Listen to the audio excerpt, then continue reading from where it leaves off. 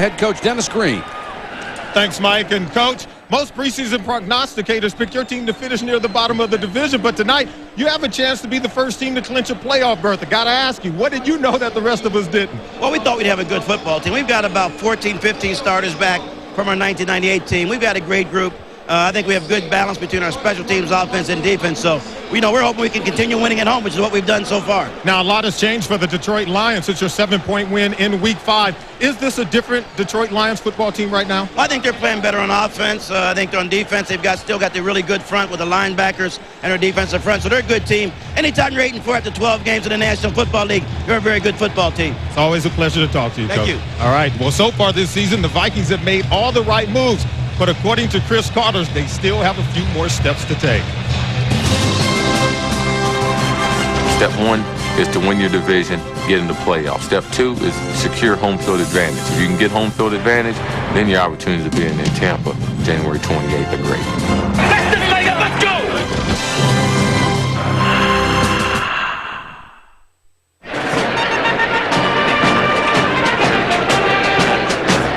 Yeah, heard about Benny the Bison? No, what? He never checked out the risk and overall performance of those mutual funds he bought. Well, Benny's no brain surgeon, right?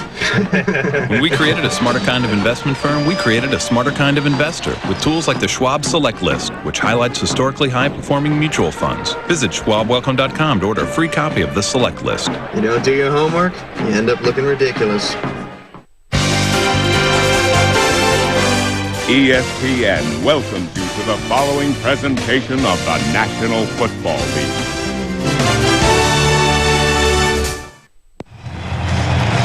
All he does is make 1,000 if he gets 5 tonight. Chris Carter trying to join Jerry Rice as the only men ever to do it. His wife, Melanie, on hand with their children. $9.95 coming into the ball game. And it's a special night. There's Michael Jordan, part of the sellout crowd, hoping to see history made in the Metrodome.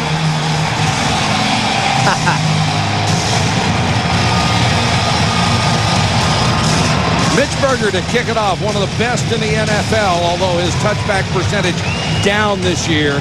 One of the most dangerous returners in the game, Desmond Howard. And what they're trying to do, I'm going to tell you, Minnesota's really afraid of Desmond Howard. They're going to try and kick this ball a little bit short so he doesn't have a chance to run it back. Averaging better than 25 yards a return. Berger, there's the pooch kick. Schlesinger, the fullback, comes up on it and gets it out to the 40-yard line. So the Lions, who lead the NFL in field position starts, start at the 40. Let's check out that Lion offense. Hi, I'm James Stewart. At quarterback, we got Charlie Batch. Fullback, we got Corey Sledgehammer Schlesinger. We got the wide receivers, Johnny Morton, nicknamed J-Mo. The other wide receiver is Herman Moore. At tight end, we got David Minicap Sloan. My big old line is Dr. McDougal, Barrett Brooks, Tony Simple, Jeff Hardings, and our center is Mike Big Sexy Cock. Batch with those bad ribs throws the screen to Schlesinger, and he'll pick up 3 or 4. The one thing that the Lions have to be concerned with is the health of Charlie Batch. Whether he's getting sacked or whether he's just taking hits, he can't afford many. I watched him in warm-ups. He's got to protect himself. There's a big shot right in the nose. Well, to Lance Sawyer, watch it. Dr. McDougal, he's number 17. He's got to get himself out and protect the quarterback. You're absolutely right. Batch, play action. Throws complete. Johnny Morton for the first down. Here's the Vikings defense. Hi, I'm John Randall, also known as Dr. Dre. Right up front are Mystical Tony Williams, Cash Money to Lance Sawyer, and Kid Rock Chris Hovain. Our linebackers, known as the Bill DeVoe, are Ed McDaniel, Ollie Wong, and Gabe Northern. These guys have turned it into a 15-minute short story. Lions with trips wide receivers, and now they move Herman Moore. Stewart just back to the line of scrimmage. Let's go back to John Randall for the rest of that defense. The defensive backs are Robert Top 5 Tate, Kenny Smooth Wright, Robert Griffith, and Tyrone Carter. Hey, back to you guys, baby! Yeah! Yeah! Yeah! Yeah! Thank you, John. That's just the way he plays. Yeah, he does. He's like that 25 hours before a game. 2nd and 10 for Detroit. With Minnesota territory at the 45. Stewart straight ahead for a couple and no more.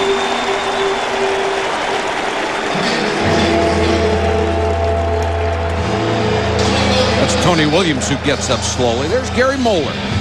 Now 3-0 in his stint. He is not an interim head coach. He is the head coach of the Lions. Replaced Bobby Ross, who was a victim of burnout. Has a 3-year deal. Yeah, but I like what he said, though. It's really nice when you're winning, you know what? 3-0 cures a lot of ills. Yeah, it does. 3rd and 8. Cedric Irvin comes in.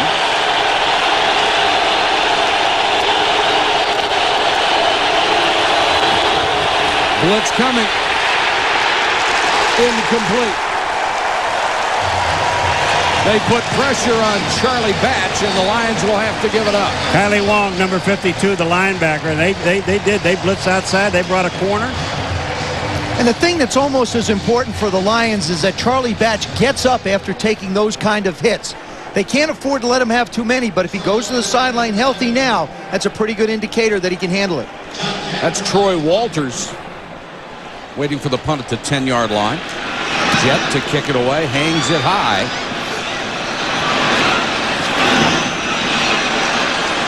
Tip back into the field of play, and Walters has it. What a play by Troy Walters.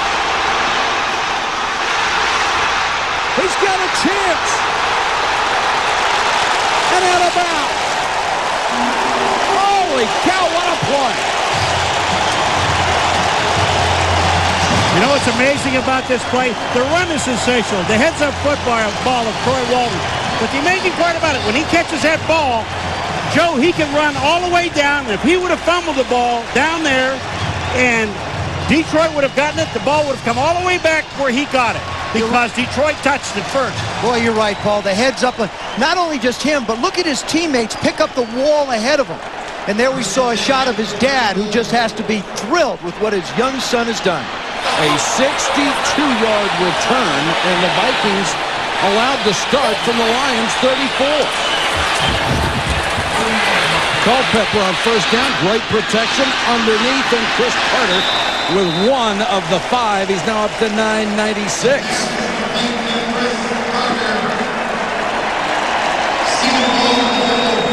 The crowd didn't need anything to get fired up, but that did it. There they are, taking the numbers away. Well, you know, we asked yesterday, the coaches and everybody, you know, how are you going to get the ball to them? And they all just said, it's in the game plan. There's nothing special. It'll be in the game plan. 2nd and 2 for Minnesota.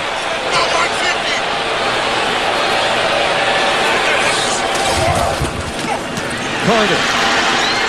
2 plays, 2 catches. Here's the Vikings offense. Of course, Stringer. The QB, Dante Culpepper, our boy.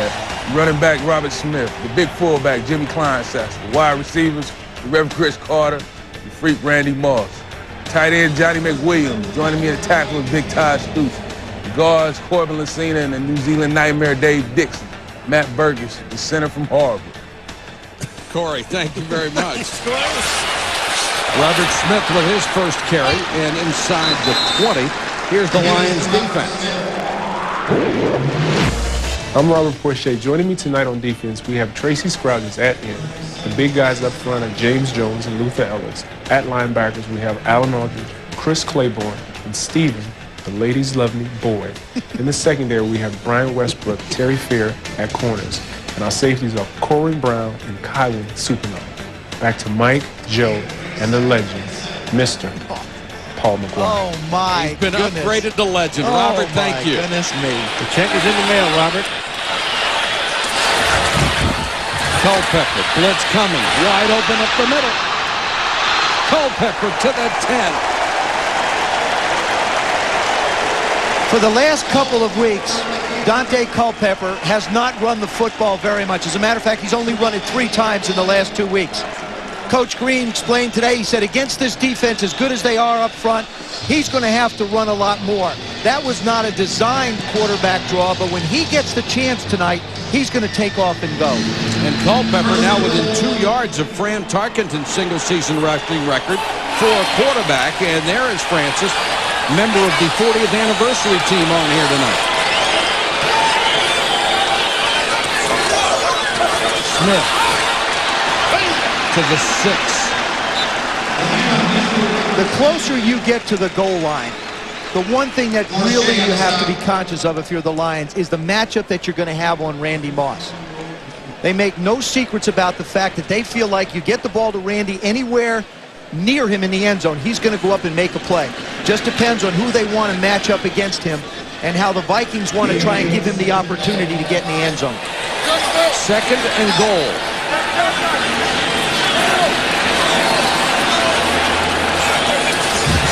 Blitz coming. Culpepper gets outside it and throws it away. Carter, the closest man to it.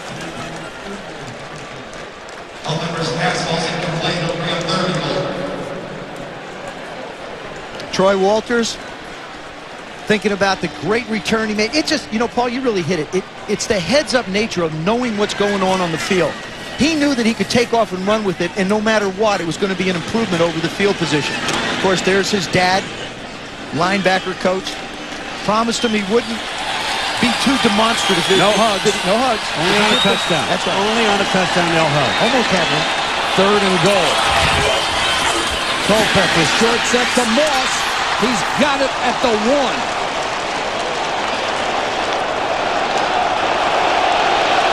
Well, Randy Moss has decided already for Denny Green. Let's go for it. It's 4th down, and he doesn't throw the ball up in the air. Randy really doesn't get in the end zone enough. He lets the ball go too quickly, and Bryant Westbrook makes the tackle. Yeah, but look at how Moss blocks out Westbrook. Westbrook doesn't have a chance to get to the ball, but what he does do is he makes the tackle and keeps him from getting a touchdown. And they can't afford Westbrook this. is the injured player. They are already so thin in the secondary. Westbrook tied for 3rd in the NFL with 6 interceptions. We'll check on him in a moment. Well, it's Christmas time, everybody. Is out. The free safety, Ron Rice. The other safety is out. When you have a 260-pound quarterback, sneaks aren't bad. 4th and goal. Robert Smith. Touchdown. Got the ball across the plane.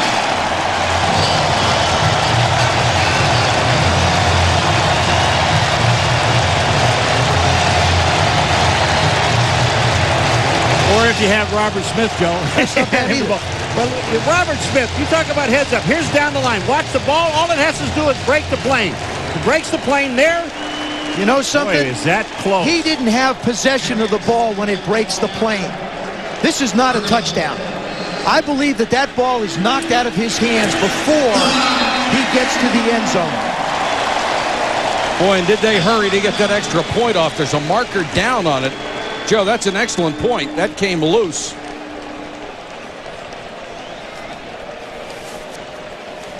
I don't believe this is a touchdown.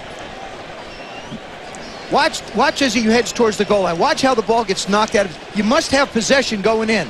That ball is not on the goal line, in my opinion, when he gains possession. Offense number 91, 10-yard penalty, retry. Now it's up to the Lions to challenge that. Yeah, but they had to do it before the extra point was kicked. And that's why they lined up to kick the extra point. Once a play is run, you can't challenge anything. But the play didn't count.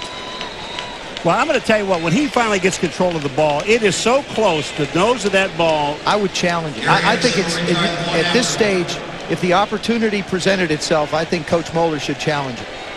Anderson with now a long extra point and no problem right down the middle. So a great return by Troy Walters results in the first score of the night. Robert Smith gets the touchdown. Kick it away this time, Desmond Howard from the 4. Wrapped up at the 20. Harold Morrow down on special teams makes the stop. 7-0 first quarter. Back to the Metrodome in a moment. That's Bryant Westbrook, and he has ice packed around his left Achilles. A terrible sign for the Detroit Lions. They'll start at their own 20.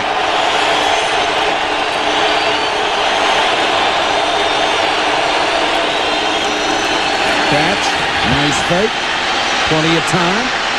Doesn't want to run with those ribs, and takes a hit inbounds from Talent Sawyer. Excuse me, Gabe Northern. Let's check in with Solomon Wilcox. Solly? Yeah, Mike, the injury to Brian Westbrook is being called a sprained left Achilles tendon. I overheard the trainer saying that it's a possible rupture. His return is very doubtful. They're going to take him into the locker room. When he came off the field, the head coach, Gary Moeller, said, "What's wrong with it?" He said, "I don't know. I can't move it." Back to you, Mike. Solomon, that's awful. They are rapidly running out of defensive backs against a team that you can't find enough DBs.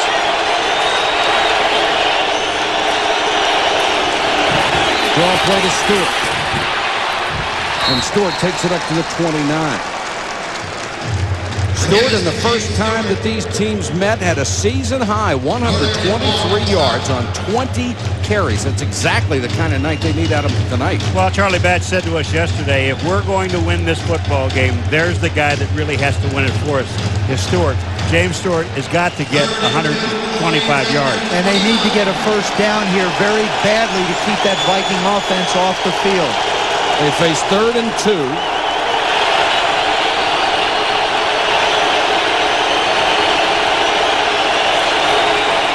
Cedric Irvin dives for the 30. That'll still be short.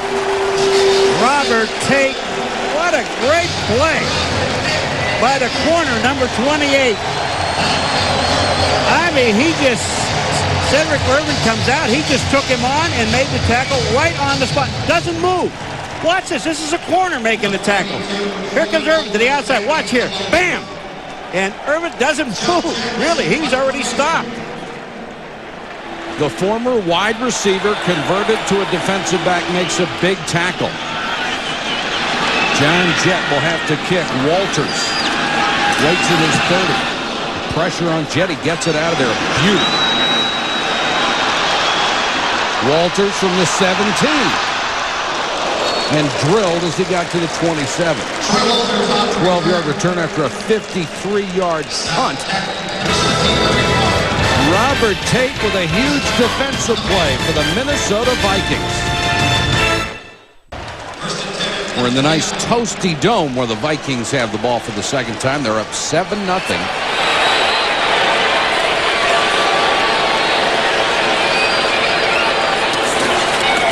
Culpepper.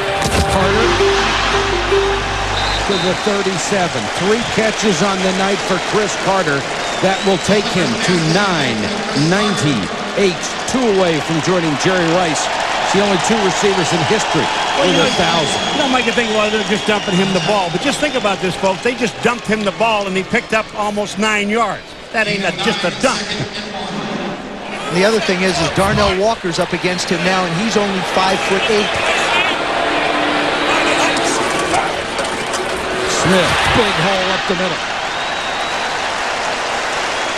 Another first down. Kylan Supernaw with the tackle. He's starting for the injured Kurt Schultz. This is the dilemma that the Lions have defensively. If you want to double cover the wide receivers, that means that you have to deal with Robert Smith and just try and stop him with 7 inside. No one's really done it very well. If you bring the safety down to try and put somebody at the line of scrimmage, then you wind up with short corners on tall receivers, and they'll throw those little hitches in front of them all day. Mo Williams, number 21, is checked in to give Robert Smith a breather. Culpepper to throw. Dumps it off. Into Lion territory at the 46. Stephen Boyd makes the tackle on Williams. Dante Culpepper, everybody thought Dennis Green was crazy when he got rid of Jeff George and Randall Cunningham and said this young man who has not thrown a pass in the NFL is now my starter. He is putting up Dan Marino, Kurt Warner type numbers in his first year as a starter. Well, even Chris Carter, when we talked to him the other day, he said, yeah, we thought he was crazy too. The coach was nuts. What are you doing? I'll tell you what's not crazy is to throw the ball deep to Randy Moss on 2nd and short and let him make a play on it. Culpepper pumps, looks deep. Moss can't get it. Turned late and had trouble finding the ball. Darnell Walker was there. Nice call, Joe. Well, he was going to Chris Carter first. Dante Culpepper goes to the left. You see, Randy Moss just sort of jogs. Now all of a sudden he knows he's got it. Dante Culpepper actually throws this ball over the wrong shoulder. If he'd have just let him down the middle, he would have been able to make the play. Watch this go right through, almost through his hands. But the ball is thrown to the right when it was thrown a little bit more to the left. I believe he'd have had it. 3rd and inches.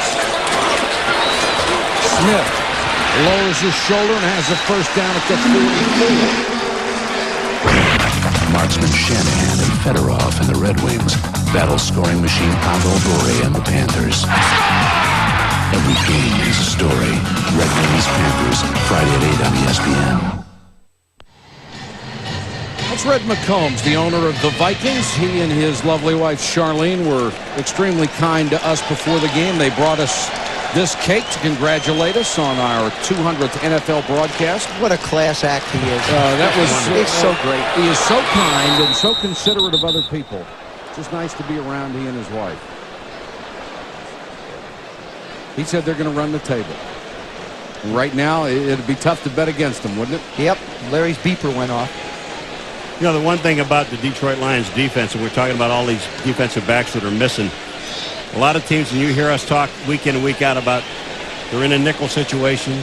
That's 5 defensive backs. And then they have dime. And that's the situation that Larry Peccatello, the defensive coordinator, is faced with. The buzzer went off accidentally. First down.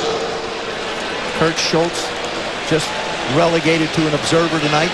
Well, as you say, they go to a dime, and when they go to a dime, they don't have a dime. They don't have a dime, and they don't have a nickel. Ron Rice isn't in there to make that dime complete. Schultz is out. Rice is out. Westbrook has been hurt, and now Charlie Batch going to the tunnel.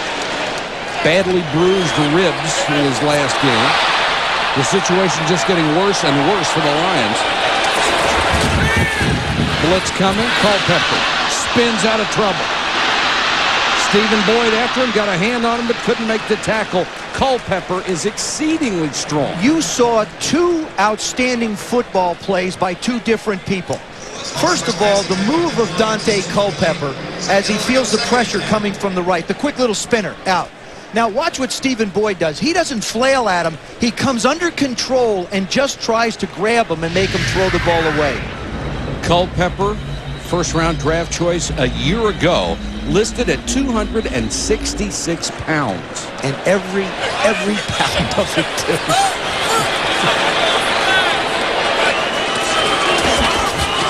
Draw play to Smith. Gaping hole up the middle for Robert Smith.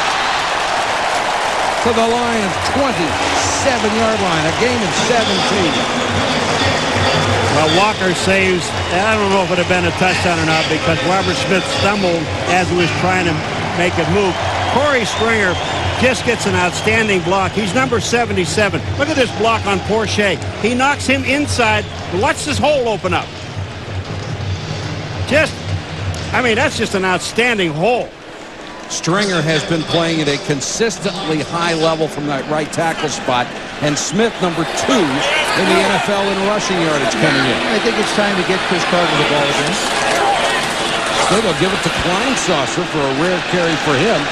Drags Claiborne with him inside the 25. This has to be the biggest quarterback-fullback combination in the history. How about O-line? Quarterback, fullback. They do. They have the biggest offensive line, when I say the biggest, more weight than anybody in the National Football League, the Minnesota Vikings. Biggest quarterback, the biggest fullback. Big is a good term for everybody. Yeah, and then old Robert Smith back there behind all that stuff smiling.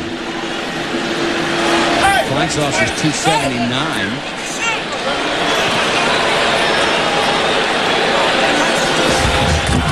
Blitz coming. Culpepper. Carter tried to one-hand it, couldn't make the catch.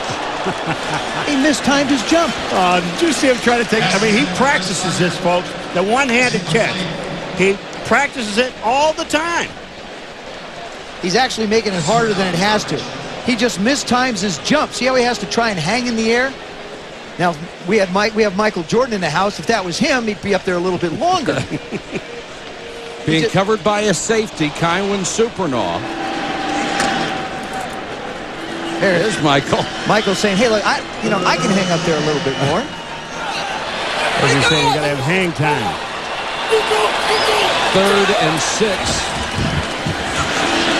Culpepper wide open as Walsh first down. Well, you can cover Moss. You can cover Carter. You can cover Smith out of the backfield. You cover all those guys, somebody's open. Not only that, Mike, but when you start losing corners and safeties like Rice and Schultz and Westbrook, Denny Green's offense can pick on that secondary because, in truth, those guys haven't had a chance to work very much together. And Sherm Lewis has the liberty of going to all those star receivers and guys that he slides in to make first downs. Under a minute to go, first quarter. Vikings marching again.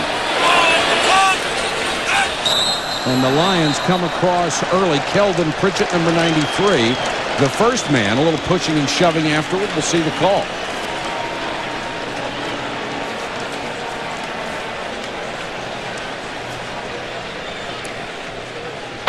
Encroachment. Number 93. 5-yard penalty. Still first down. So Joseph, if Minnesota goes up by 14, and Charlie Batch, we saw him go to the locker room. 14 points puts you in a passing mode. Well, I mean, you don't really get away from your running game. I don't think you can. If Charlie Batch doesn't come out to play, then we see ESPN's Stoney Case. Every time Stoney's on a team, we wind up having him in a game. 1st and 5 now for Minnesota. Smith the single setback. He's got single on Randy right now. Culpepper looking that way. Carter at the 5. Chris Carter now 1 catch away from 1,000. And wouldn't it be fitting? We saw Jerry Rice's 1,000th catch, okay? That was a touchdown. Wouldn't it be fitting if he got one as well? Well, Joe, that's all he does is catch touchdowns. Chris Carter, $9.99. The Vikings 7-0 over the Lions. 89 and counting. 4 catches. First quarter of this game. They came out early and fed him the football. First over the middle from Dade Culpepper. Then a hitch to the right side. Another hitch. And then the last catch, which ended the quarter, gave the Vikings a 1st and goal at the Lion 4. That last catch and that throw was just a little bit too easy. You know, if there's any way that you call a play, I think you give Chris a shot on this play here. Somehow, some way. He's in the slot on the right. Culpepper. Carter. Touchdown! What a way to do it!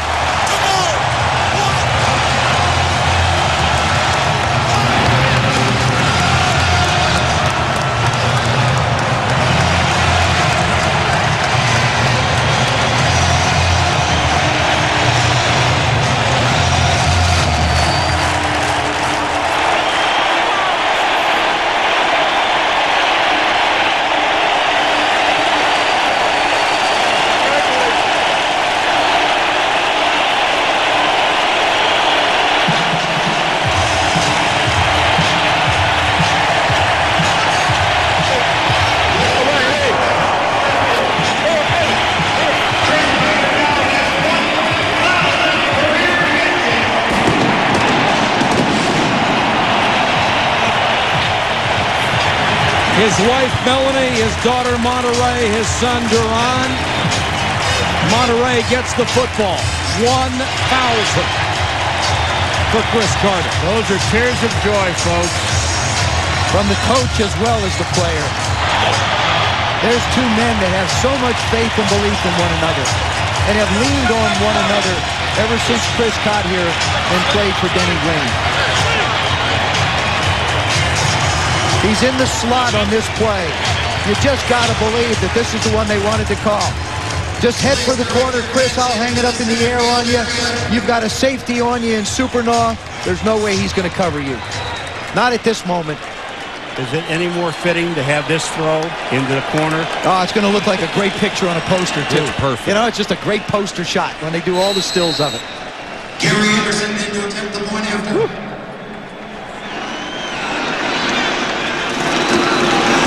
The point after is good. There's a marker down. Chris Carter overwhelmed by the moment.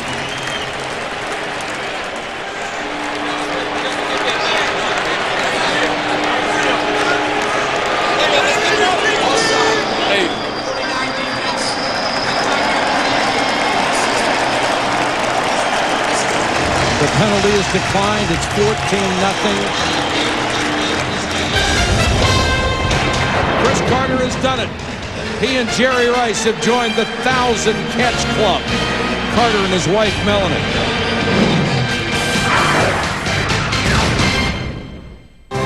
They have the countdown in the Metrodome. You know, from the beginning of the season at 9:30, you get 9:40, 9:50. And it really wasn't a big deal. Then when it hit 9:90, I was like, wow.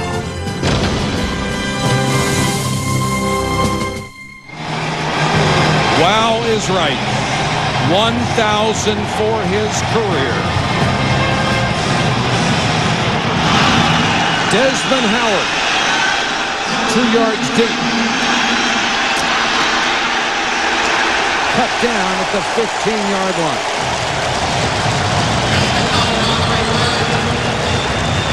Chris Carter needed 5 catches to reach 1,000. He had 4. This was number 5 for the touchdown to get to 1,000 for his career. Just remarkable.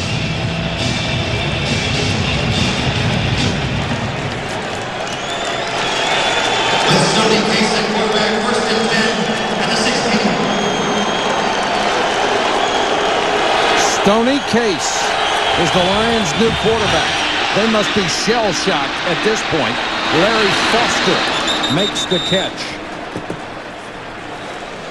One of the great privileges of being in this business is being able to be part of something like this. It's great. Well, we had a chance to see Jerry's. Now we get a chance to see Chris's. I was with Chris on the field before the game, and he started to swell up, and he looked at me and he said, it's really starting to hit me. And then he said, I feel like I'm out of my body watching all this. I can't believe it's real.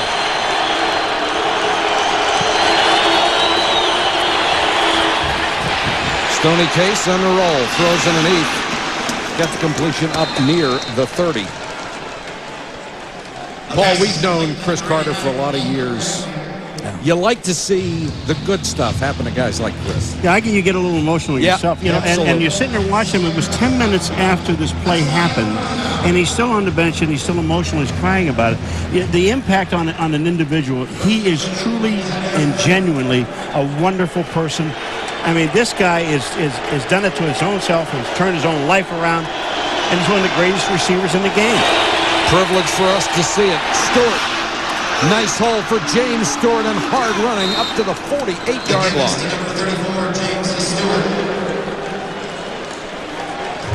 His wife, Melanie, watching Chris as he was at 9.99. Here was the way she saw the 1,000th catch for the touchdown.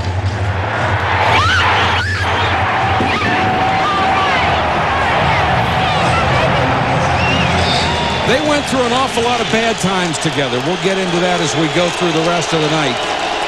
But they stuck it out. Chris turned his life around, as Paul said. It's been wonderful ever since. Stewart crosses midfield. There's only one suggestion that I will make to Chris, though, when I see him. If you're going to hug and kiss your wife after someone, take your helmet off. Right. I mean, don't whack her in the mouth with the chin, bar. You know, daughter. I mean, you talk about you think he was in just a different state. Well, you remember, he follows all the rules now. If you take your helmet off, it's a 15-yard penalty. Congratulations, my friend. That's unbelievable. And thanks for doing it in front of us, Chris. That's great.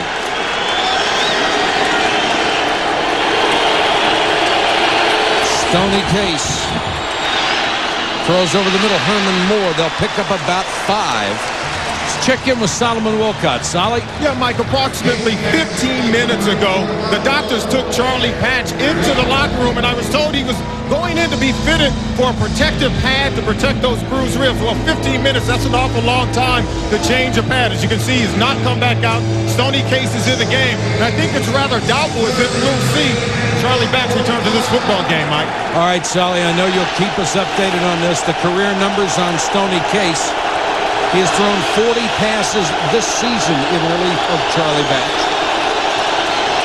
3rd and 3 here. Case completes it to Larry Foster right at the sticks.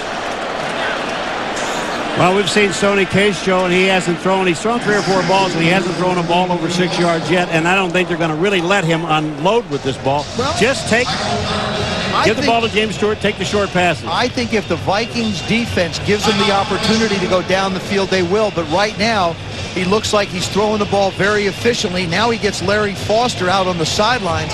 Larry doesn't quite get upfield enough, has to dive back, and it's going to be close as far as where they spot it.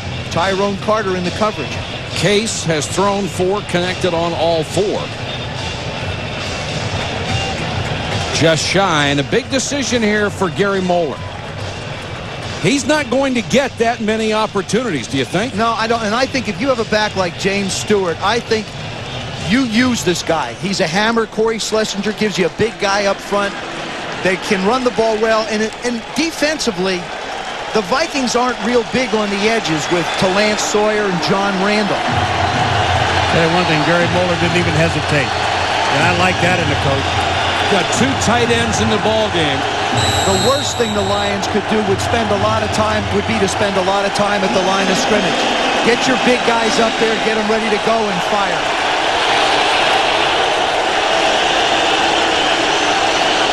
Quarterback keeper in Stoney Case appears to have more than enough for the first down. Stoney Case on the keeper. You can find out who's going where in college football on Sunday night at 6 p.m. Eastern. Our College Football Tonight Bowl Selection Special. Join Chris Fowler, Lee Corso, and Kirk Herbstreit. They'll have the announcement of this year's bowl pairings in college football. And the Lions come in with 4 wide receivers to spread the defense of the Vikings out. Now they go with 5. Got them all. And Stoney Case will go to the shotgun. Case down the middle, intercepted. Right into the hands of Kyler Wong, the middle linebacker. There is a marker down. And a terrible underthrow by Stoney Case.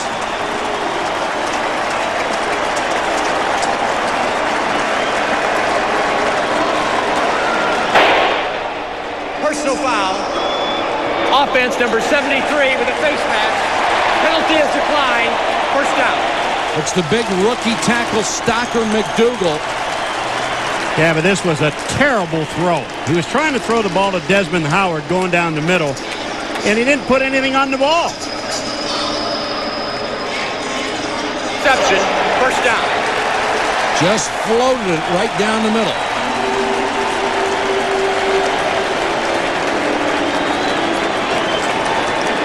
And Kylie Wong with a chance to shine. Right between the 5 and the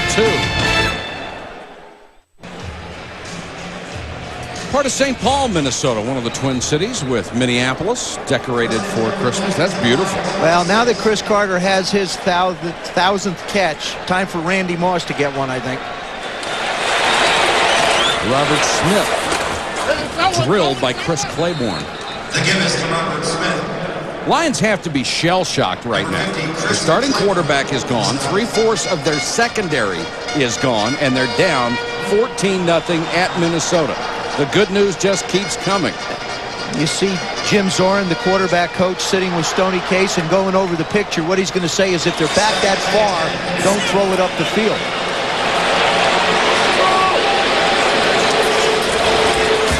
Culpepper.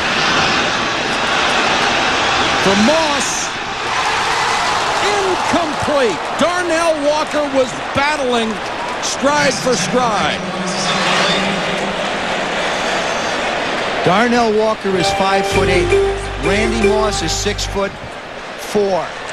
Look at the height advantage. Look at right there. You can see just the difference in their heights. Now, good hand fight. Good job by the officials letting the two guys battle. Randy does a terrific job of going up for the ball, but a lousy job of hanging on. He'll make 9 out of 10 catches like this. That was not difficult. And Walker almost winds up with an interception on the ground. Matthew Hatcheton is the third wide receiver. They'll blow this one dead. Fed.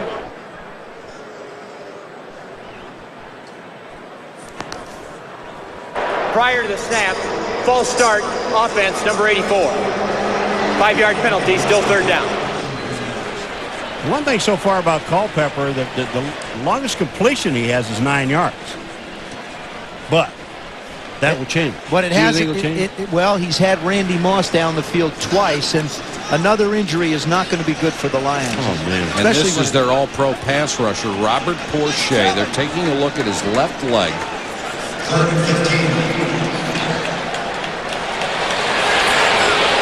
Boy, it is downhill for the Lions tonight. They may have jumped off sides. DeVries got an early start. Here goes Culpepper. Claiborne takes him down.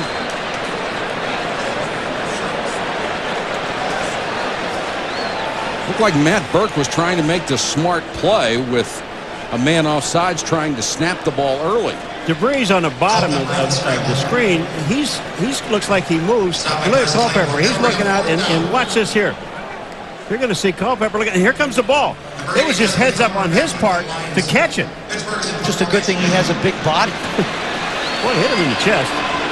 Mitch Berger will punt to Desmond Howard, who's second in the NFL in punt returns. Won't get a chance at this one, and the Lions will have to start from the 20 after a 46-yard punt. 14-0. The Vikings are in control. In 1951, Toyota introduced the Land Cruiser. Gunnar Red McCombs brought back the 40th anniversary team this week. There's Jim Marshall, part of that incredible defense the Vikings had. Chuck Foreman, the great running back, wearing their original numbers. Alan Page, a Hall of Famer in 1988, has gone on to even greater things. Bates is the new running back, and he takes it up to about the 22-yard line. You know, Mike, we're talking to Detroit. They really thought that they may be able, if they can keep some people healthy and on offense with Charlie Batch, they may be able to expose a little bit of this Minnesota defense. Joe, no one has really ever exposed them this year. I mean, I know they've got an awful lot of offense, but there are weaknesses in this defense. Well, you know, but they haven't been exposed because of the explosive nature of what the offense can do. Well, next week they'll play the Rams. Both of those defenses may be exposed. Stoney Case in a quarterback for Batch. Too high for Herman Moore, and he was being covered by Kenny Wright. And we're told that there has been a re-injury to the ribs of Charlie Batch, and that's awful news because he was in very tender shape all week. We saw the first hit of the game that he took to Lance Sawyer.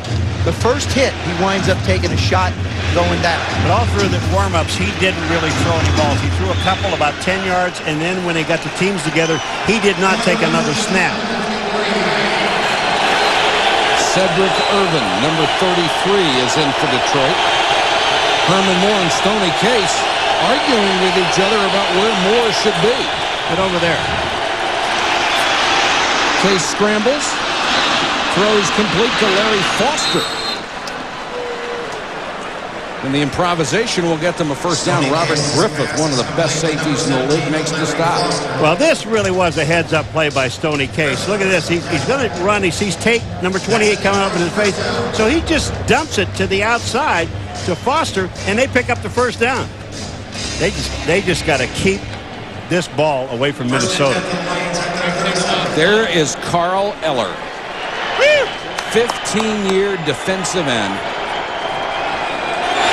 Red McComb said they almost ignored their history here for a while, but after he bought the team, that's changed. Too high for Stabline. You know what? It isn't like Stoney Case hadn't had a chance to throw the ball, Joe. There's Red McCombs, the owner. What a wonderful guy he is. Because Batch couldn't throw the ball until 2 days ago, so Stoney Case was able to throw some. Of course, a big issue for Red is a stadium here. It seems like there's issues all over the league as far as stadiums go. Will they stay the Minnesota Vikings? 2nd and 10 for the Lions.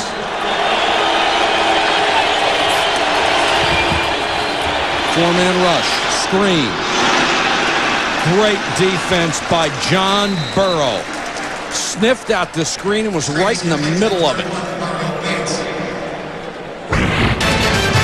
Monday Night Countdown every week at 7:30 Eastern. Mike Tirico and the gang review Sunday's top stories and preview the Monday night matchup.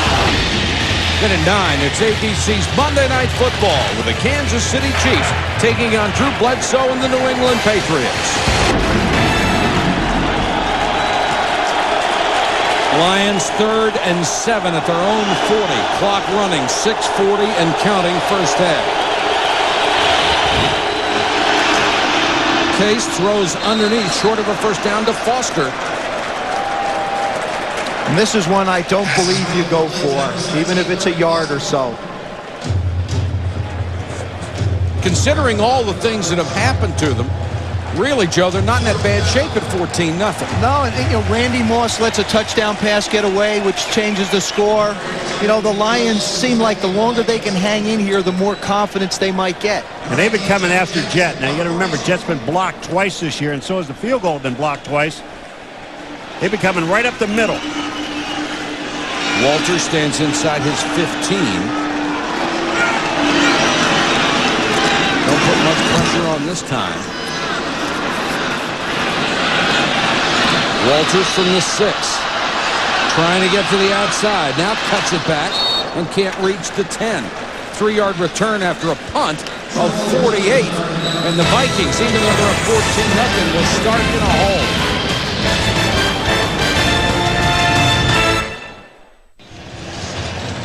Why not log on to NFL.com and vote for the Pro Bowl? There are the top 3 through December 8th. Randy Moss, Dante Culpepper, both of Minnesota, and Peyton Manning for 162,000. Vikings start from their 9. Culpepper, Moss, knocked away. Alan Aldridge, nice defensive move. Good linebackers with Aldridge, Boyd, and Claiborne on this club. And it was an excellent secondary. They're only missing 3/4 of them tonight because of injury. They're all really big, too. Claiborne and Aldridge both go over 255, and Boyd's actually the smallest in the middle at 240. But a wicked hitter. He made the Pro Bowl a year ago. Lions have always had a tradition of middle linebackers. 2nd and 10, Smith. To the 12. Chris Carter, although he's had that brilliant career early in it, was not all that productive when he played with the Philadelphia Eagles coming out of Ohio State. From 87 to 92, only averaged 40 catches a year. But from 93 to 2000, after he put his life together, he has caught more balls than anyone in the National Football League, averaging 94 a year, over 1,100 yards a year, and 11 touchdowns a year. And he hit 1,000 tonight.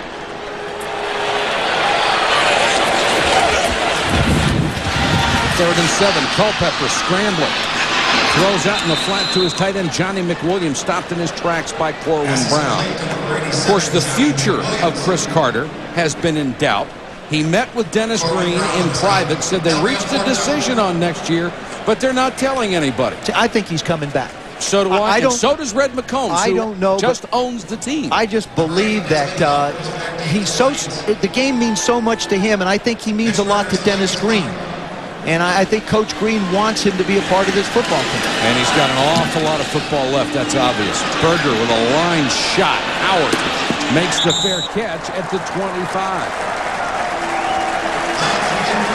Chris Carter was a 2-time All-American at Ohio State, but he'd been into drugs and alcohol since high school, problems that escalated when he was in Columbus. Then he took money under the table from 2 agents and nearly went to jail for covering it up. The incident was so bad, Ohio State banned him from his senior year. He went pro with the Eagles, had immediate success there, and even though he married his longtime girlfriend Melanie, his party lifestyle deepened. More time and more money, he said. He failed 2 drug tests in Philadelphia, and Buddy Ryan cut him. But to his everlasting credit, Ryan never divulged the reason, saying instead the now famous line, all he does is catch touchdowns.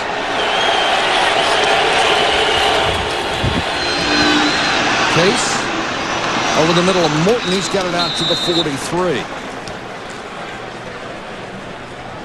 When he left Philadelphia and his son Duran was born in 1991, Chris Carter said he remembered what growing up with one parent did to him and pledged it would never happen to his son. Later, he and his wife dedicated their lives to Christianity. He would later become an ordained minister. The drugs and alcohol disappeared from his life. Chris Carter is far more than a reformed addict. He has won numerous awards, including the top, the NFL's Walter Payton Man of the Year Award. His wife, Melanie, they stuck it out together and have turned it into something special. Herman Moore to the 48-yard line. His kids, Duran and Monterey, after catch number 1,000. Sometimes it takes a watershed event like the birth of a child to turn somebody's life around. That's what it took for Chris Carter.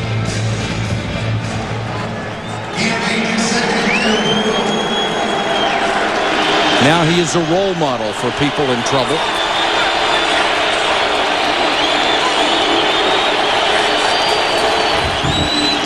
Case trying to get something on the board. Stabline diving for extra yardage and a flag down. That'll be a late hit. And that's by Robert Griffith, just trying to be a little bit too aggressive on his 30th birthday. In the meantime, the Minnesota Vikings 14-point lead, but they're not Personal putting... foul, defense, number 24, unnecessary roughness, 15-yard penalty, first down. And they are not putting any pressure at all on Stoney Case, and they're just letting him throw the ball short whenever he wants to throw. Here comes the hit by Robert Griffith. Right here, when he hits him in the head. He went helmet to helmet, and they called it. It's a good call. You bring up the point that the Vikings have not been able to put any pressure on Stoney Case. What they're doing is they're spreading them out and really letting that large offensive line of theirs just line up and block the 4 guys rushing. I think Minnesota's going to have to come after him to create pressure. Case, play action again. They've got him this time. Chris Hovan, the rookie out of Boston College, the first man through. That's a 4-man rush. They ran a play-action pass, and when Stoney Case turned around, Hovan was there. And did you see the first guy to jump up and celebrate with Hovan? It's John Randall. John Randall is so excited about the fact that Chris Hovan is playing in the middle because it allows him to get outside, which he really has come to like. There's the play action, just beats him right at the line of scrimmage. Jeff Hardings didn't stand a chance. There it is. There's the celebration from his buddy. Hovan used to paint his face like John Randall when he was at Boston College. Now they're together with Minnesota. Jerry Rice, until tonight, the only man to catch 1,000 passes in the NFL. He has been joined tonight by Chris Carter. He'll be part of Chris Berman's halftime show, the Hyundai halftime show, our Sports Center in-game segment. And the other headline, Mike Mussina signing with the Yankees. I promise you, Chris is still sitting there on the bench just thinking, what is happening to me? He keeps looking up at that sign that says 1,000 catches.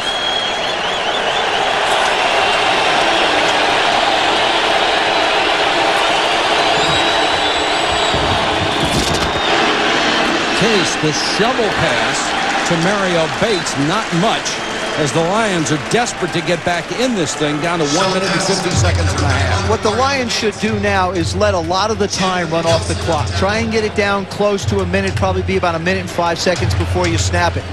Let Gary Moeller's team get in position to give him an opportunity to try and kick a field goal and get some points on the ball. If they go in at halftime down 14-3, that's not real bad. 3rd and 16 From here, it would be a 51, 52-yard field goal try for Hansen. Pressure coming. Case, did Irvin catch it? No, he didn't. The official right on top of it. So now what will Gary Moeller do? Try for the long field goal or go on 4th and 16? Well, Stoney Case, he was feeling Chris Hovan breathing down his neck, and he wanted to throw the ball, but he never got himself set to throw it. Now, Jason Hansen, look at the career percentage from inside 50. He's 1 for 1 this year from outside 50. This will be from 52. He's hit a 54-yarder this year.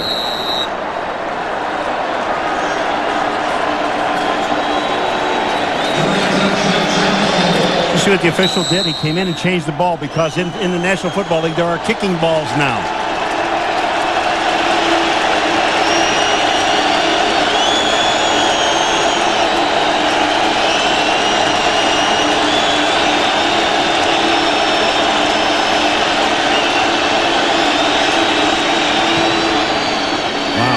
Hansen drills it. Perfect from 52, and the Lions are on the board.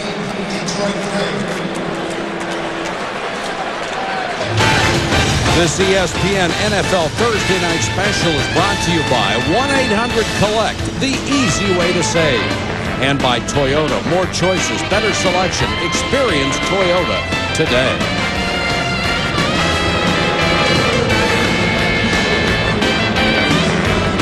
Glad you can join us on a Thursday night from the Metrodome in Minneapolis. The Lions wait until a minute 12 on the second quarter clock to get on the board, but they're only down by 11. You know,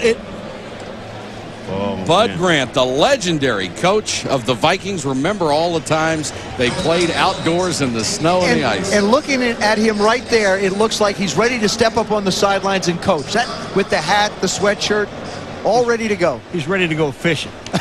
He's been fishing, and he looks good fishing. If fishing does that to you, I'm going fishing. Hall of Famer. But doesn't it kind of seem like the steam has gone out of everything? Carter gets 1,000 catches, and it just like... It was a huge moment, and I think it did take the air out of this place. They had a chance to keep it going, but Randy Moss let it slip literally through his fingers. Troy Walters is the deep man as Hansen to kick it off. Crushes one. Walters 4 yards deep. He'll keep it there. In case you joined us late, you missed a bit of NFL history as Chris Carter reached the 1,000 catch mark.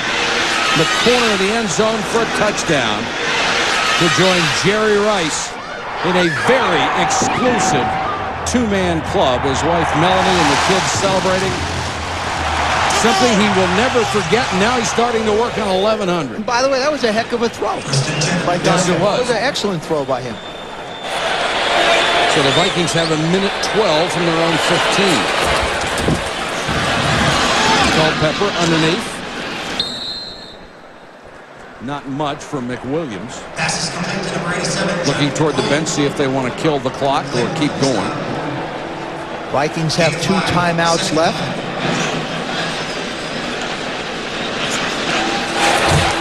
Four-man rush for Detroit.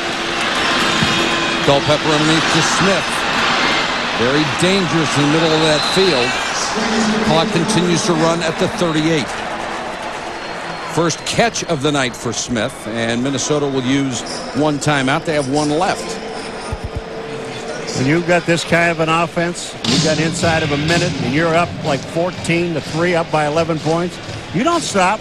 I mean, this team can score on every single play. Well, I think what Detroit is doing to this offense is they're keeping everybody in front of them, which they have to do. The standings, the importance of this game, particularly for the Lions, if they lose, they would drop 3 games behind Minnesota, and the race would be over, and the Vikings would clinch a playoff spot and move closer to home field advantage.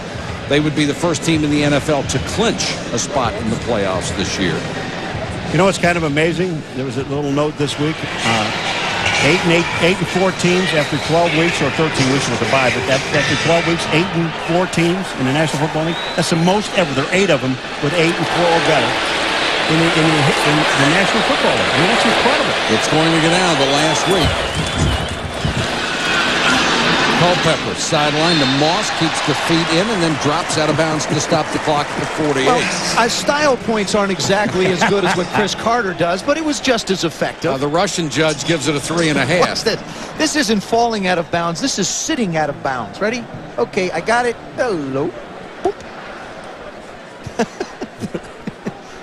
Randy's got his own style.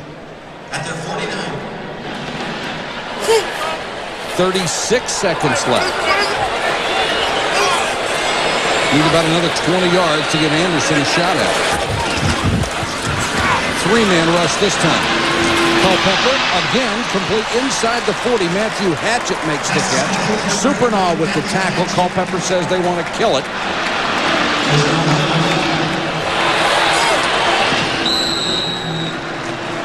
And now pushing and shoving with the clock stopped at 20. We talk about the poise and why Denny Green chose Dante Culpepper. You saw him rush to the line of scrimmage. And here he has poise in the pocket to make the play. And after Matthew Hatchett catches this, he gets to the line of scrimmage. But before he snaps the ball, he looks where all his receivers are set just to make sure they're still and then kill them. An excellent discipline by the rest of the team to get set that quickly.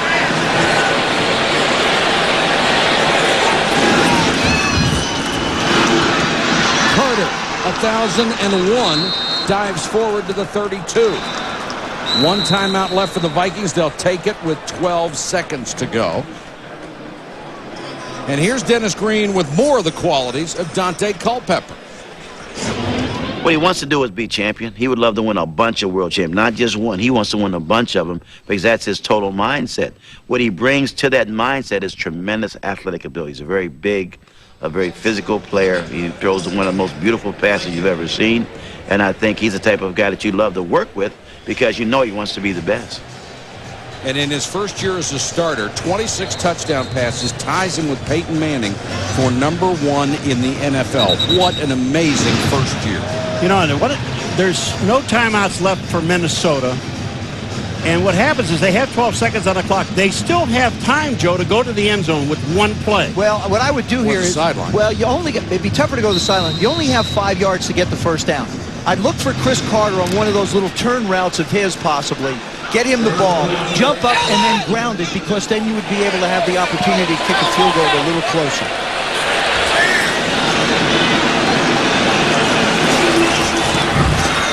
Three-man rush, plenty of time. They go sideline. Moss made the catch at the 22. Now that was something from the teacher. You see a lot of Chris Carter in Randy Moss. Around the side. Look at it. Let's go. Let's go. Watch his throw to the outside. Randy Moss. The catch. Control. Out of bounds. Now this gives Gary Anderson a much better shot at it. This will be 40 yards.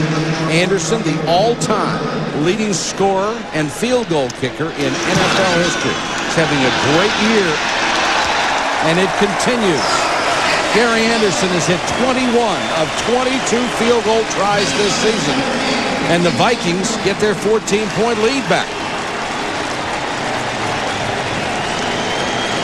Nice 2-minute drill by Dante Culpepper. Nice job of managing the clock and the timeouts.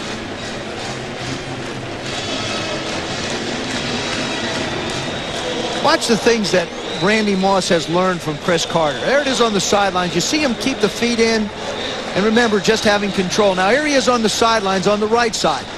Feet in. Really, plant your feet first, then go out and extend to catch the ball.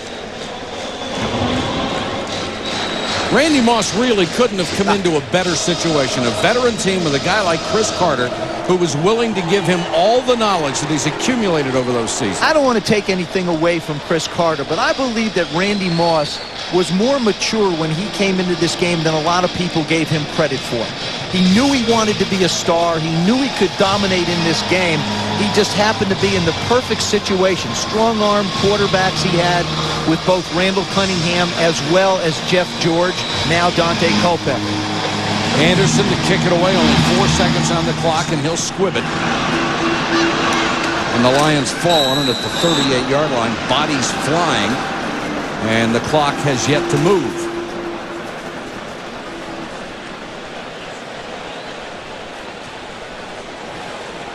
Melanie enjoying the night with her husband, Chris. You know, it looks like you look in their eyes, both of them, and this happened a long time ago, what, half hour or so ago, and it's almost like they really still don't believe that it's happened. And I don't think they're going to really feel the emotional impact until maybe sometime tomorrow, the next day. Yeah, I think it might start sinking in then, and a watershed event for them to know and look back at what has happened over the course of their lives together. This is certainly one of the crowning achievements for it. There's a safety, Randy Moss, now playing defense.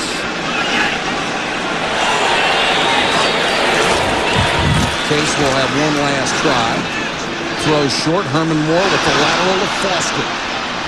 The hook and ladder, they keep it going, and now the Vikings come up with a football on the last play of the first half.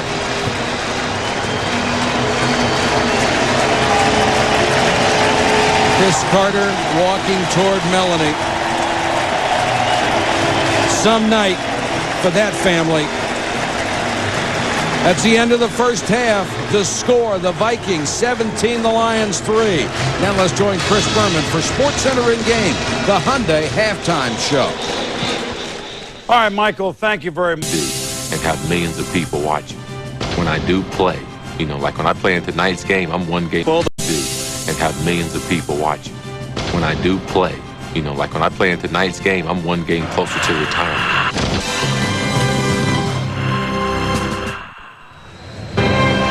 The quest for 1,000 is over. Chris Carter making the catch in the corner of the end zone. Career grab number 1,000. And the emotion and love poured forth from 65,000 on hand tonight, including his biggest fan, his wife, Melanie. Special moment for them, everyone here, and a national television audience. And we're just delighted we could share in it. Kind of neat, man. Yeah, it sure was. Now they've accomplished that goal. What they have ahead of them is becoming the first team to clinch a playoff spot. A win tonight would do just that and would give them a big 3-game lead in the division. And I think they have to try and put Detroit away in this quarter. I don't think you can let them hang around and, you know, maybe move the ball, maybe make a play. Denny Green's offense has got to get on track right now and try and put them away. Considering their injury situation, it's amazing that the Lions are only down by 14. They've lost Charlie Batch. 3/4 of their starting secondary is gone. Troy Walters from the goal line. Across the 20. Moments ago, our Solomon Wilcox had a chance to talk with Lions coach Gary Moeller. Coach, for Charlie Batch out with the rib injury, how prepared is Stoney Case to run the offense, and do you try to do anything differently with him? Well, no, we reduce it a little bit because the second-year guy, second-team guy doesn't know everything. You know, we have to reduce it a little bit. But we can play better, and we're going to play better. Our kids are giving a good effort. We just got to be a little smarter. Okay, thanks, Coach. Back up to you, Ryan. All right, Solomon, thanks very much. Gary Moeller has not lost a game as the Lions head coach, replacing Bobby Ross. He is 3-0, but he's down 14 in this one.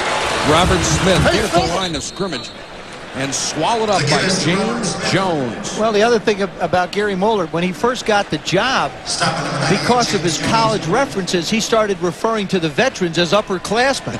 And now you look at his secondary, and he's got a bunch of sophomores out there, if you put it in those terms. And maybe a redshirt freshman. That's Darnell Walker.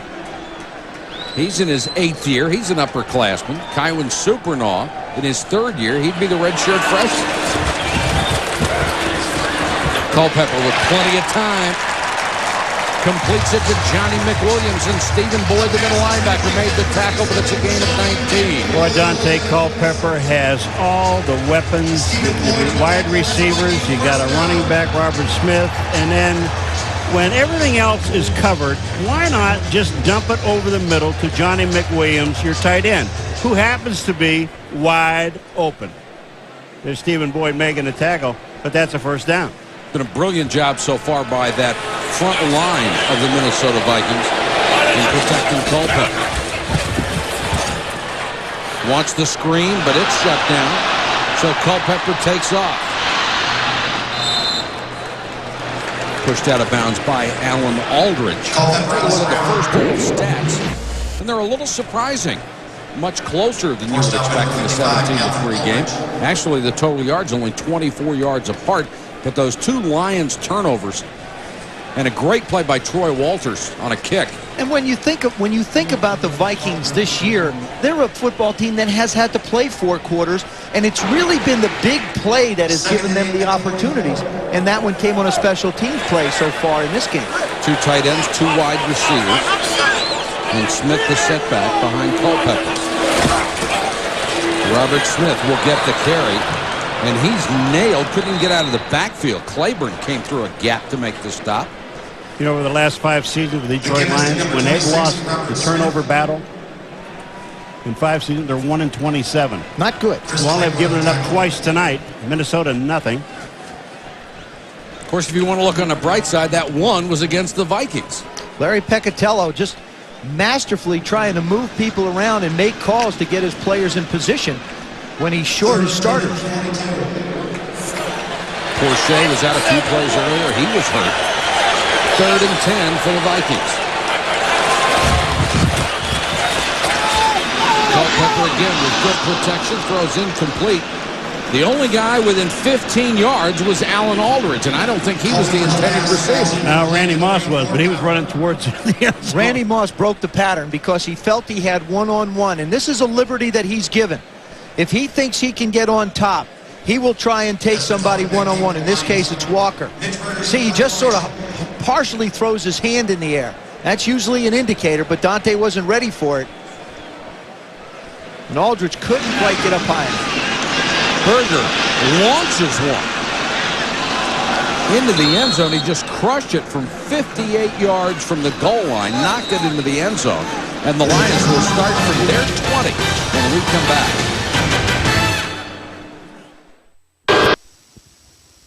Lead in the NFC Central, clinch a playoff spot, and get ever so close to home field advantage.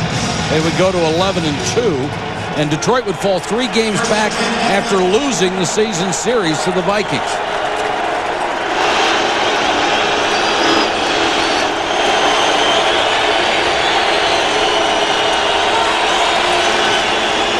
Stewart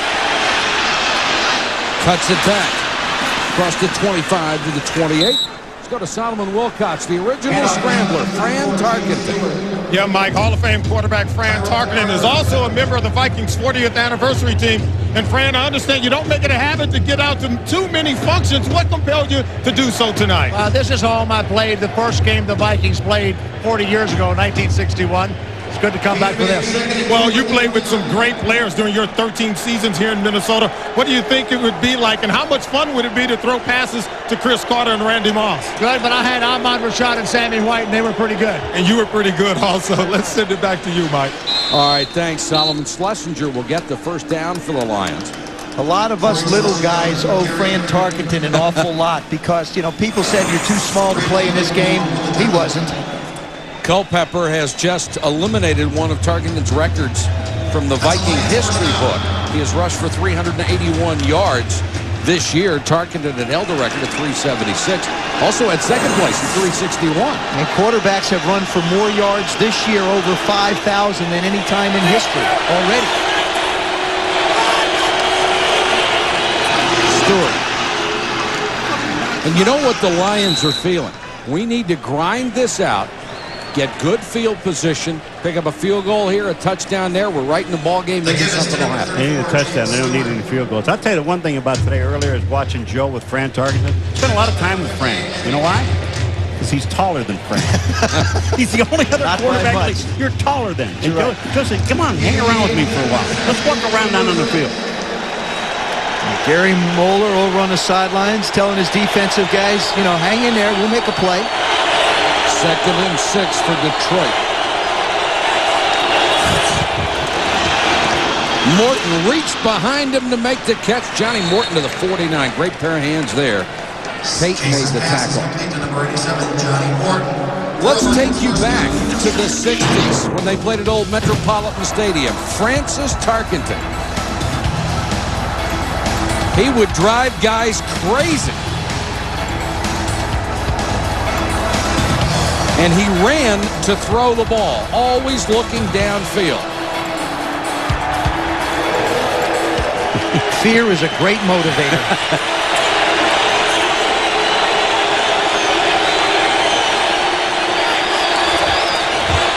Case, blitz coming. Throws another completion. This time DeFoster is seeing more and more action as the season rolls along. Kenny Wright, who was in at a starting corner because they cut Chris Dishman. I'll tell you what's happening. This offensive line, they're giving him lanes to throw the ball. Look at Stoney Case step back. Now watch, he's got a lane to throw the ball. Here's Foster. He picks up 8 yards on the play. But this offensive line, what a great job they're doing. The other thing I like to see is he's throwing the ball with some pace and some zip. The one interception he threw sort of hung up in the middle. They have reached the Viking 43. First down. Check it. Second down. Case again. Can't get away from Randall. John Randall got him at the 45-yard line. Oh, John Randall gets to the outside. And Stoney Case really has no place to go. Look at John Randall. You talk about hustling. Watch his speed. Now he sees he's got a quarterback. Watch him close.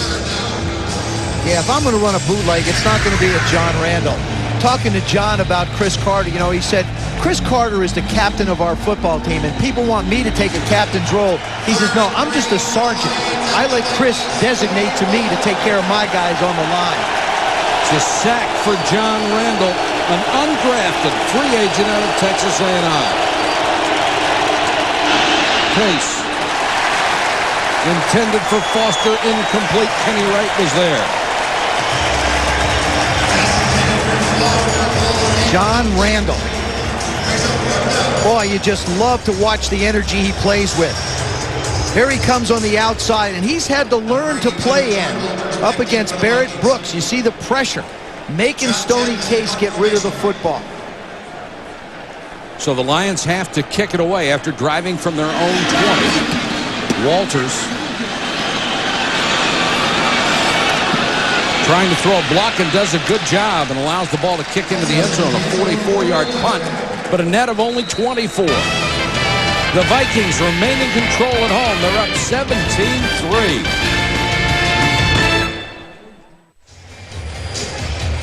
.7:49 to go, third quarter. The Vikings on top of the Lions here at the Metrodome, 17-3. And the Vikings will take over at their own 20.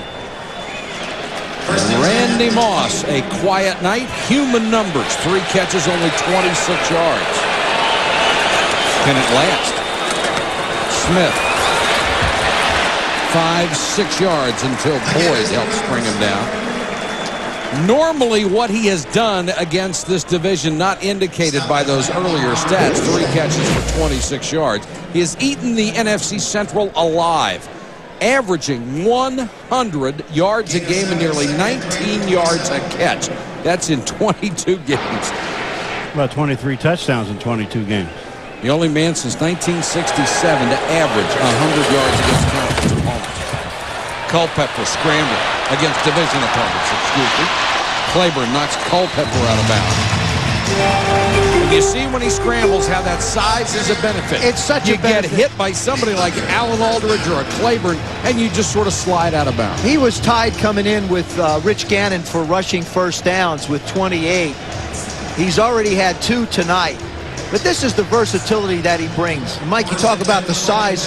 He's also quite quick. And he heads out of bounds and just bounces off a linebacker.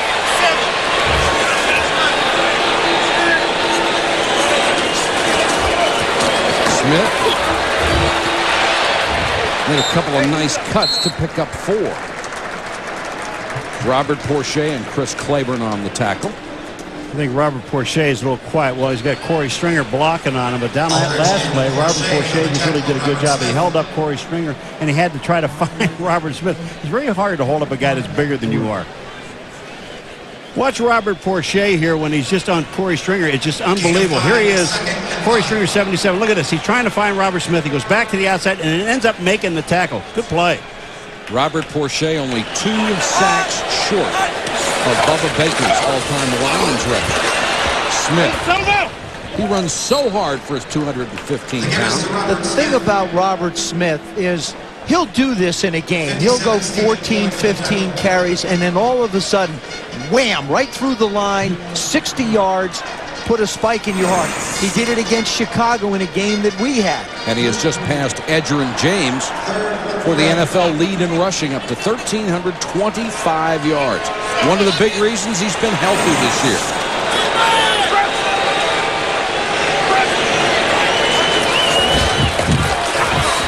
Culpepper scrambles.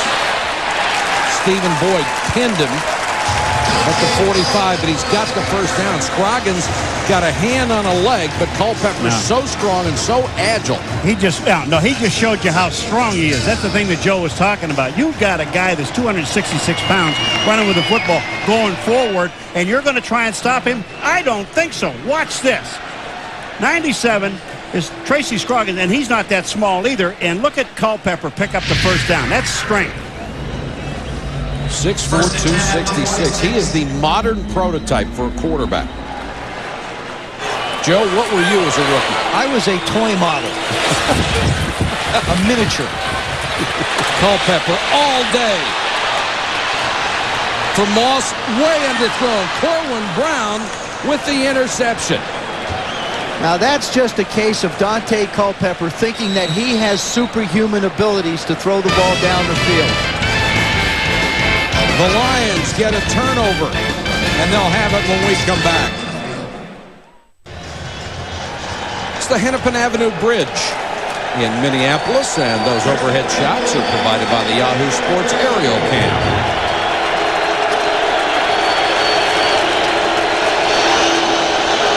Stewart, the deep man in the eye, they take over at the 3. Trying to get a little operating room, and Stewart gives them more than that all the way out to the 11. Let's go to Solomon Wilcots. Yeah, Mike, I'm joined by another Vikings great, former running back, Chuck Foreman. And Chuck, you held the Vikings all-time leading rushing record for 22 years, and Robert Smith comes along and breaks your record. But understand, you were rooting for him all along. Actually, I certainly was. Robert had 2 reconstructive knee surgeries, and he's been a phenomenal running back the last 4 or 5 years, and he deserves that record. I'm glad he's the guy that broke it. He is truly not only a great player, but a great person, and that's what makes it special. So much has been said about Red McCombs bringing all the old players back and creating a sense of family here. Give me your impressions of what it's been like this past week with all the celebrations going on. Well, it's been a great event, of course. Red McCombs, you know, what can we say about him? He came in here and he brought us back into the family. Before, it felt like we were kicked out.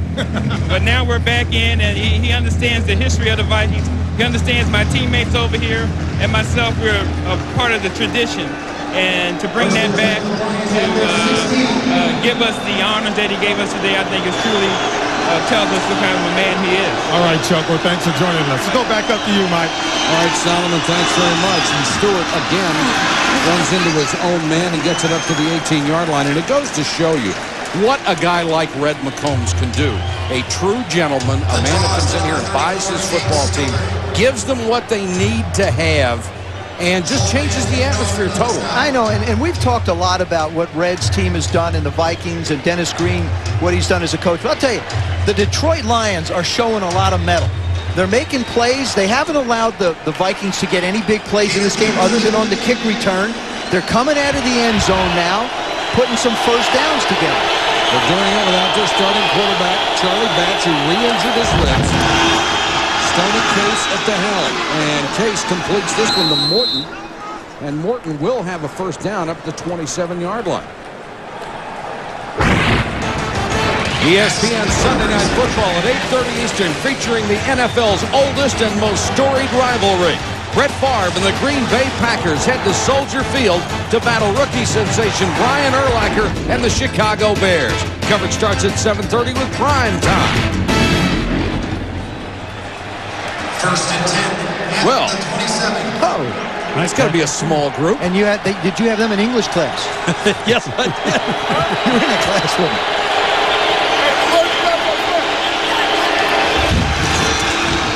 Case, a quick out, incomplete intended from Morton.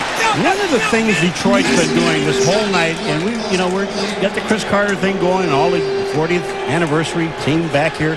But this Detroit team, Joe, they just keep moving the ball down the field. And if they get one break in one big play, they're within the touchdown of the Minnesota Vikings. They just have not been able to put the complete drive together. They've gone 40, 50, 60 yards, but that's about it. Sly Kroom, the offensive coordinator, longtime assistant to Bobby Ross.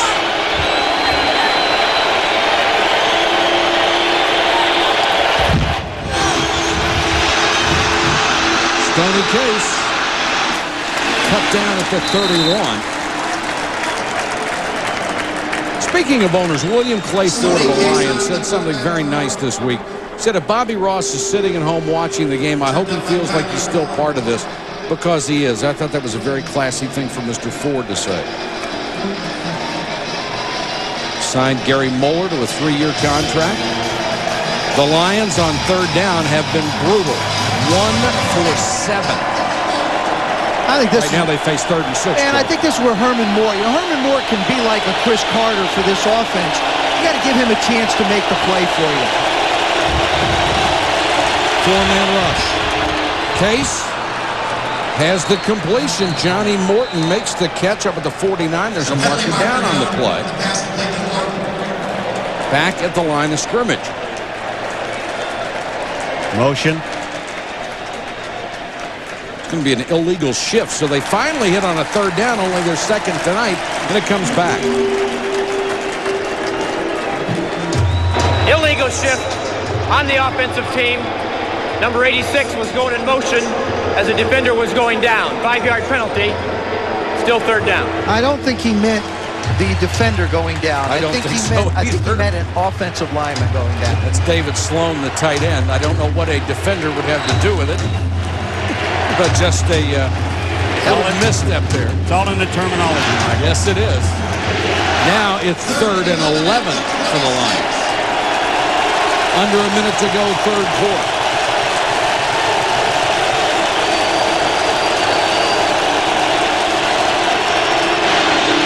Case, Morton, can he get the 1st down?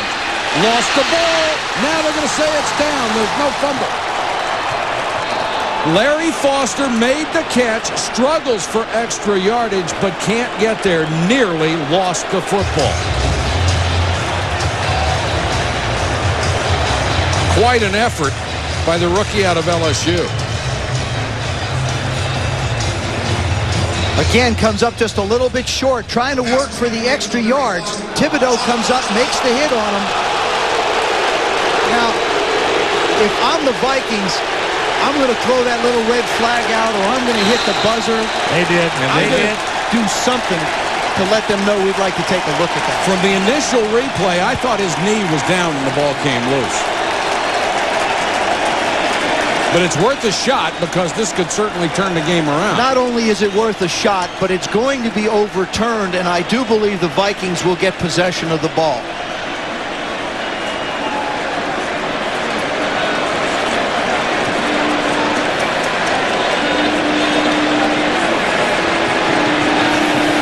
Watch how he makes the play now. See, his knee never hits the ground. His arm keeps him up. On the field was that the player was down by contact. That is not a reviewable play. 4th down. That is a shame. And I really feel like they have to do something. That down by contact has basically replaced the whistle. The inadvertent whistle. They just changed the terminology. There's no question that this is a fumble. There's absolutely no question. And I don't know why the official would blow the whistle that quickly and call him down by contact. Joe, you were absolutely right. That was a fumble, and now Jett will punt it away. Walters, poor kick by Jett, but it gets a great bounce.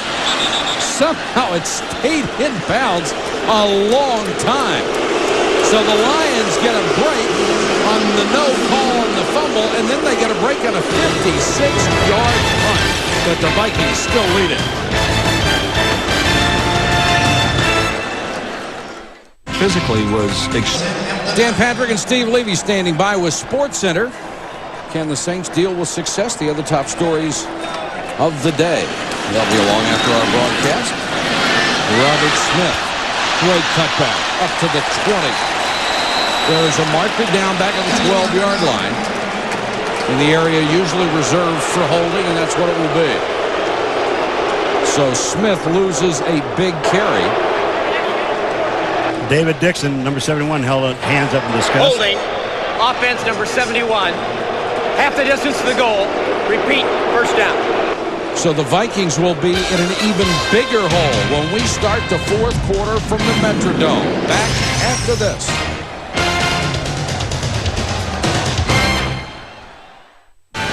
This ESPN NFL Thursday Night Special is brought to you by Land Rover.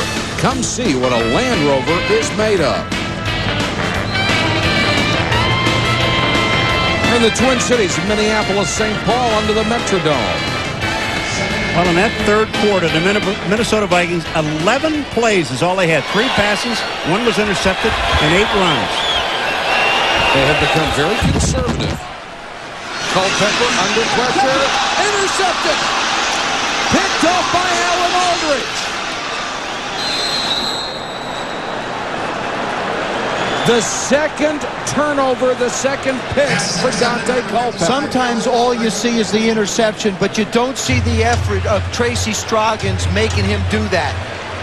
Number 55, Alan Aldridge, has been close a couple times.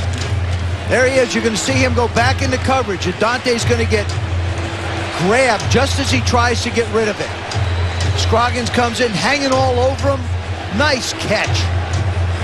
Nice job. Now put the ball away, Allen. And this is critical for the Lions. They need a touchdown. Their defense has picked them up all year long with the turnover. They lead the NFL.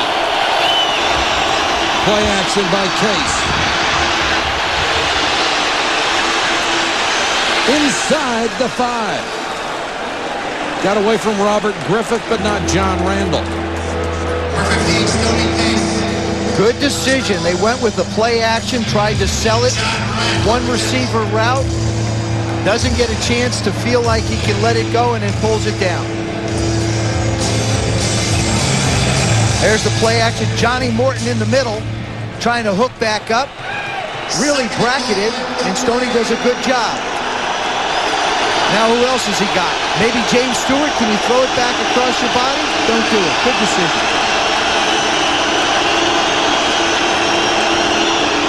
Stewart to the goal line. Touchdown. Oh, man. What a block by Schlesinger. Oh, Schlesinger. I mean, he went up in the hole, and James Stewart knew exactly where to go. Number 30 is Corey Schlesinger, and watch him block. He's got one job, to get to the end zone. Kylie Wong, number 52, is there, and he just knocks him out of the hole, and this is a touchdown. What a beautiful play. Schlesinger out of Nebraska throws the key block. Stewart gets the touchdown, his 9th rushing touchdown of the season, and Hansen can make it a 7-point game. The kick is good. Stewart with the score.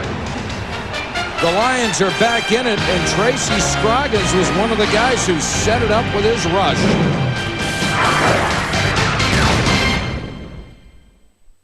NHL Tonight, Tuesday through Saturday on ESPN2. And the fumble that wasn't really helped here in the fourth quarter as Larry Foster caught a pass, struggling for extra yards to get the first down. The replay shows conclusively that the ball came loose before his knees touched down. It would have been Vikings football deep in Detroit territory, but they ruled down by contact. And the officials have been asked not to try and blow the whistle in such a hurry. Then after the turnover, Stewart, on Alan Aldridge's interception, gets the touchdown. Hansen with a kick. Walters bobbles it. He'll keep it there.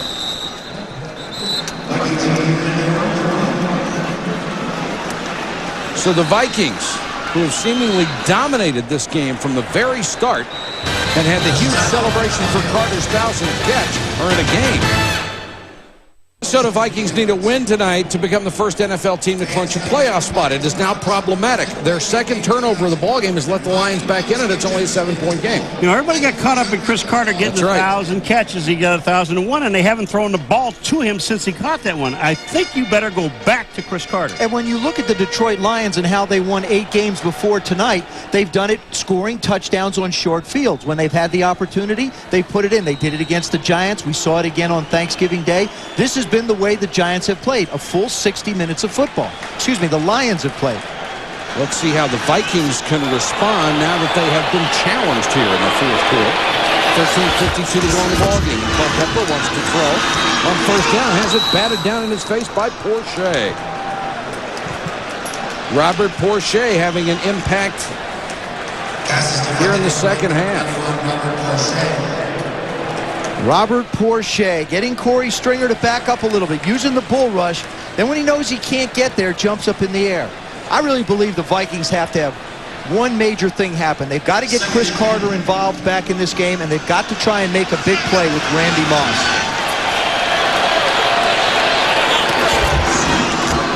Smith cuts it back, runs into traffic, taken down to 22. Kywin Supernaw made the tackle. The reason I say that is you know that this secondary of the Detroit Lions is decimated. I mean, they've got second and third string guys in there. Guys that play nickel are now playing starting corners. You know, you've got Darnell Walker at one corner, 5'8". Terry Fair at the other. Lamar Campbell. I mean, you've got guys that don't play a lot, and you're playing right into their hands by just running the football. They're missing 3 of the 4 starters. Westbrook was hurt tonight early in the ballgame. Schultz and Rice were already injured. Big third down here. Culpepper throws. Walsh has it at the 34.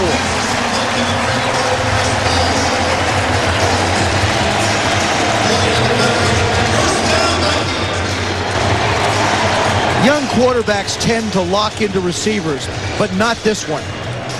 He plays like a veteran. Looks over the field, waits for the receiver to settle in the hole, and then makes the delivery. Have a couple of nice possession receivers on this club. Walsh and Hatchett. Really a compliment to the big guys on the outside. Smith, here comes the blitz. He runs right through the hole created by it across midfield. Ball comes loose. Did they rule it dead? They did. A gain of 19 for Smith. Boy, Detroit gambled, and they left a big hole there, Paul. Oh, that was a great job. James Jones gets smothered, and that's where the hole opens up. And when they knock him out of the hole, look at number 98 is James Jones. See him, he takes himself out. Not only does he take himself out, but Matt Burke, the center, number 78, just takes him down the line. They get excellent blocking right at the point of attack, and then Robert Smith is already in the secondary. Well, if you're going to run a stunt like that, somebody better fill that hole. Let me tell you, that was another fumble that wasn't called. Mo Williams to give Smith a breather. I'd like to take a look at it. I'm going to show you. This was another fumble that was ruled down by contact. Watch this. He gets hit. There he is, up in the air. They come in and try and strip it away. That ball is out. That is a fumble. And these officials are not doing a very good job of letting the players play football. Those calls should not be missed by officials. Well, that one is really hard to see. This crew gets a D- as far as I'm concerned, if you want to rate them tonight. Give them an F. No. They're still working, so I can't count them out completely. 2 huge calls, one that went the way of each team. Culpepper throws it behind a receiver, nearly picked again, and a flag is down. Scott Kowalkowski nearly had that interception, and the signal is a hold against Minnesota.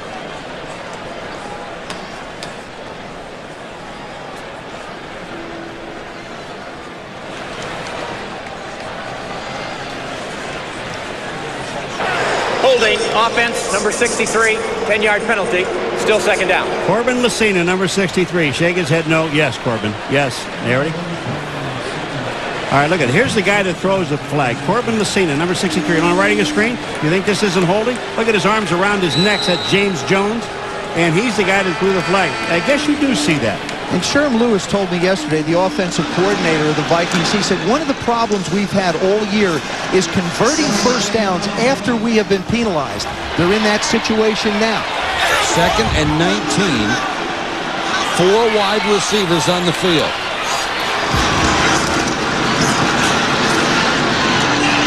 Underneath to Carter. Contact out of bounds, and Chris Carter has his foot in the chest of Kywin Supernaw. You know what I'm saying? I've been sitting here watching this game and trying to figure out why everything's so dead. Well, Chris Carter, I said we got to go back to him after he caught 101. Here comes Chris Carter on Supernaw. Now, does he hit him? He's coming down. He's stepping out. That's questionable. But what I've seen with the Minnesota Vikings tonight, Joe, here's a team that came here tonight to get Chris Carter 1,000 catches. And then let's go home, because they really haven't done much since then. Better not go home yet. They're only up by 7, and there's plenty of time left. 3rd and 10. 4-man rush.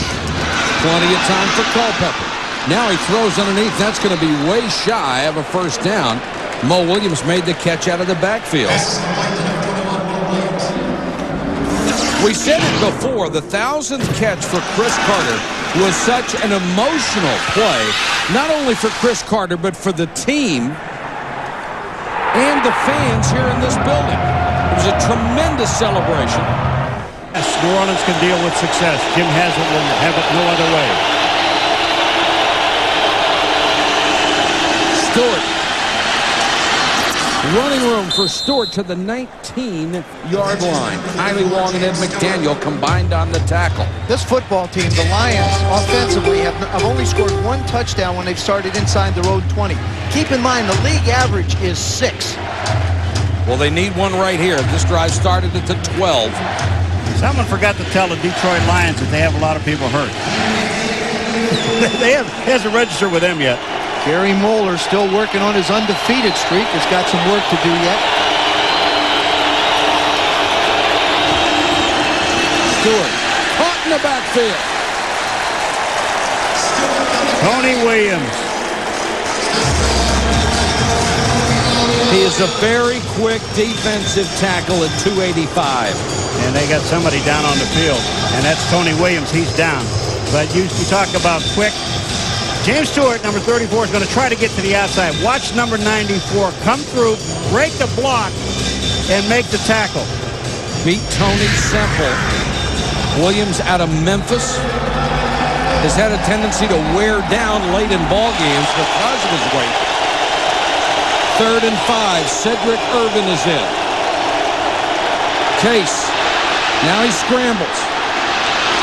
Stoney Case, first down and more. Cuts it back inside, gets to the 44. Oh, that was a great move by Stoney Case. Got him another 10. And that's the difference between Stoney Case and Charlie Batch. Charlie Batch will not break out of the pocket. He doesn't have those type of legs. When I talked to Sly Groom last night, he said, hey, look, if Stoney goes in, he can run, and it'll be a dimension that they won't be ready for. And there it is. Watch the move. I'm not going out of bounds. Tyrone Carter was going to give him a flipper. And he got nothing but thin air. Yeah, but Stoney, get out of bounds. He was a brilliant runner in college, had an exceptional career at New Mexico. Case to throw with a man in his face, incomplete, intended for Morton. And Stoney Case was drilled after he threw it. There's a flag down at that spot. And a huge play. That'll be 15 yards for Detroit. Personal foul. Roughing the passer. Blow to the helmet. Number 93 defense. 15 yards. Randall. First down. Blow to the helmet. It really is one thing that they will not tolerate at all. John Randall, 93. Watch this. He hits him in the head. That is an outstanding call. And the official's right there. You know, you just can't hit him in the head. No, you can't. I mean, I think it's a good call, but you have to let quarterbacks take hits, and you have to let defensive linemen be able to play defense. He was airborne. He couldn't stop.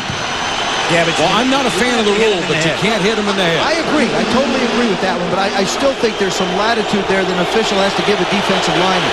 It's a huge play. They have it 1st and 10 at the 41. Stewart, nowhere to go. James Stewart, 2 plays in a row, has been unable to get back to the line of scrimmage. Jim Nelson and Lemansky Hall led the charge for the Vikings. Well, that play was stopped right in the hole. It was jammed, and James Stewart had no place to go. Lemansky Hall is number 55. Watch when Stewart, 64, tries to go to the hole. Look at here. It's just shut down. There's no place to go.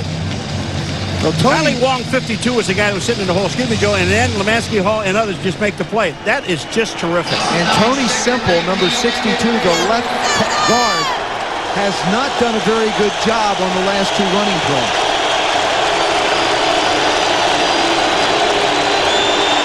Case with a short set, incomplete, intended for his tight end, David Sloan. And now a huge 3rd and 18 for the Lions. With 6, almost 7 minutes to go in this game, I don't believe that you try and pick up the first down. What you do is get enough yards, make it a good, safe pass, and then punt it, let your defense go out, and get you one more possession. I don't go with that. Get the first down. I mean, you got these people playing back on their heels. The Minnesota Vikings are in trouble. But you have to understand, for receivers to run 17, 18 yards, he's going to need some really good protection. I love it when you guys fight. I'm not fighting. Case. Inside the 40-yard line. It'll be 4th and about 9. John Burrow tracked him down. Now you might think about going for it. Well, I'll tell you what, they're standing on the sideline. The punter is not coming out. The field goal kicker's not coming out. Well, you're in that in-between area at the 38. Doesn't do you much good to punt it. They're going for it. First of all, they're going to take a timeout, and then they're going to go for it. Punt team. And Denny Green just telling his guys, be alert for any kind of a fake. John Jett will kick it away sky high. Walters makes the fair catch at the 12. A punt of only 26, but he did his job. And seconds to go in the game. Robert Smith. Nice hit by Corwin Brown, and Stephen Boyd helped him out at the 15. This Lions defense under Larry Peccatello has managed to hang in there after being down early. Culpepper, 160 yards. Smith, 72, not bad. Moss has been held to 26 and Carter to 45. And keep in mind, 3/4 of the secondary is out injured. Culpepper. Carter tried to catch it over his other shoulder. Terry Fair on the coverage. Well, everybody wants pass interference. Terry Fair, just excellent coverage.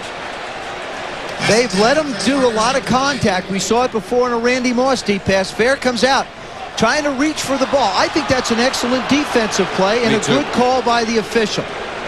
A little bit of contact, but you got to let him play. A lot less than we saw on Randy Moss going down the field earlier in the game. Of course, Chris really works the officials. There's Larry Peccatello. Done a great job for a long time with that Lions defense. 3rd down, here comes the blitz. Culpepper throws it away. And Minnesota will have to punt. So the decision by Gary Moeller to kick it deep pays off. It's a 3 and out. Joe Theismann is right again, and I'm really getting tired of it, I tell you. I mean, it's not me, but when your defense is playing as well as they are, right, Paul? They've tried to kick away from them all night. And Howard's so dangerous. Nearly got a block on Berger. Berger goes down, no flag. Howard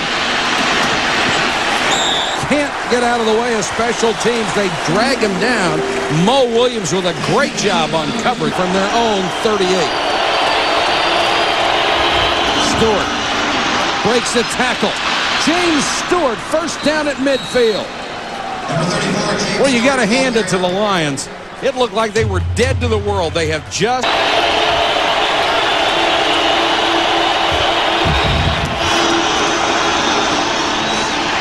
Case in trouble. John Randall buried him at the 40. But 2nd and 20.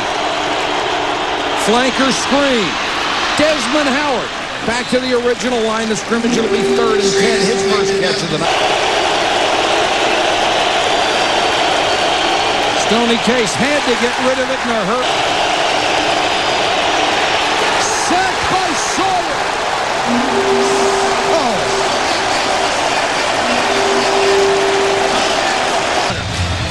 That's on Stocker McDougal, excuse me. That's the rookie tackle who just couldn't get his feet moving fast enough. And then it's a simple grab and throw down. Smith, they fake the end around, and Robert Smith. 10, 5, touchdown.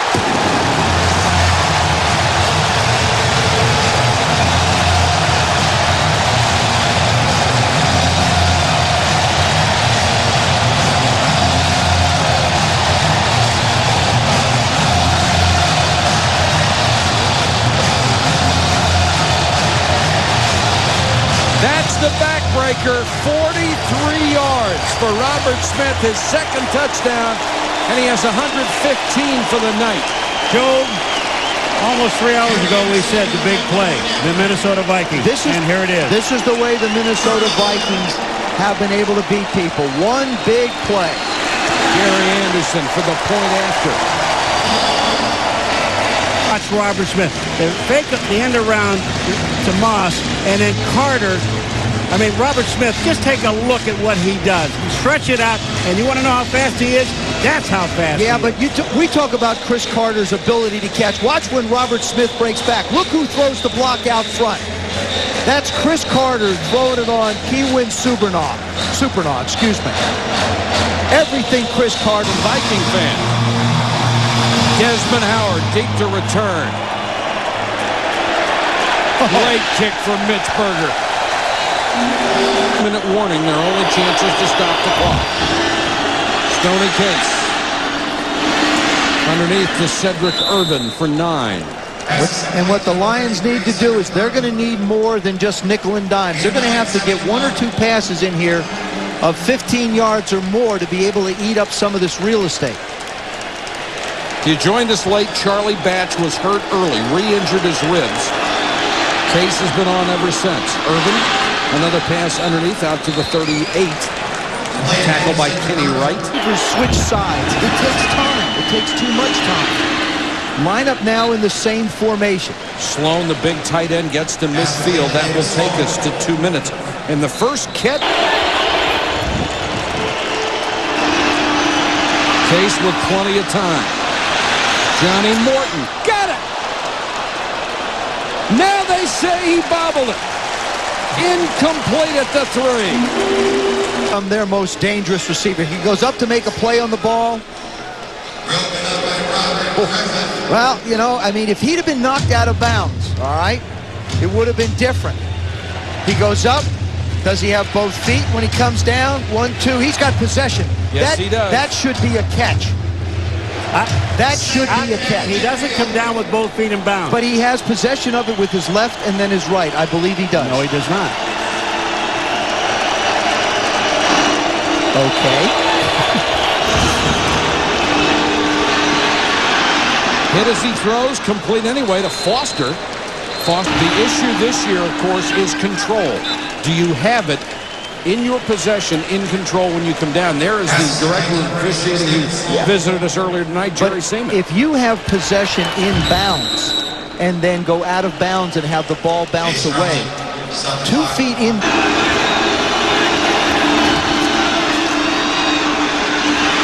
Case in trouble, sacked again back at the 47. Bryce Hawk, who is just coming back from a broken leg, gets only his 2nd sack of the year. 3rd and long. And movement by Stocker McDougal. Trying to pull out a miracle. Under pressure again. Case trying to run for it, slides in at the 40. And that's for the Lions, 4th and 11.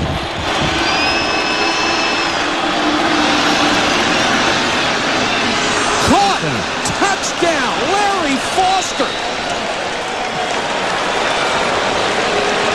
Now look at Griffith, number 24. He's waiting in the end zone. Foster just goes up in front of him, basically knocks. Probably got hurt in the draft because of that, but he's really come on to make some plays for the Lions. And the Viking fans who are still here can't go home yet. The Lions will try an onside kick. The yellow line you see on your screen, the ball must pass that line before it can be touched. by the offensive team. And also the illegal kick. The guys on the kicking team cannot make contact with the defenders in front of that line. Kick it a little deeper, and Randy Moss, smart play, just knocks it out of bounds.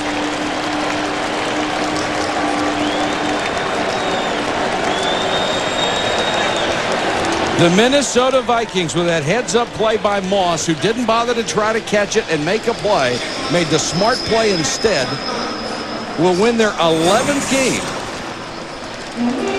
and will be the first NFL team to make the playoffs. Here's the preseason picks that everybody made. Nobody picked them for first place. The Sporting News 5th, Pro Football Weekly 5th, Sports Illustrated and Street and Smith 4th. ESPN, the magazine, came closest, but they only picked them 2nd, and the Vikings are running away with it in the NFC Central. They will have a 3-game lead on the Lions. And they've done it the same way every game. 1 or 2 big plays has made a difference for them.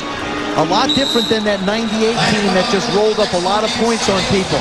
This one, I believe, is much better prepared to deal with the playoffs as they get ready to wait for opponents. It will be a major test next week when they play the St. Louis Rams. Might see a lot of points wrapped up in that. Chris Carter, over 1,000 catches for his career. Our final score, 24-17. The Vikings win it.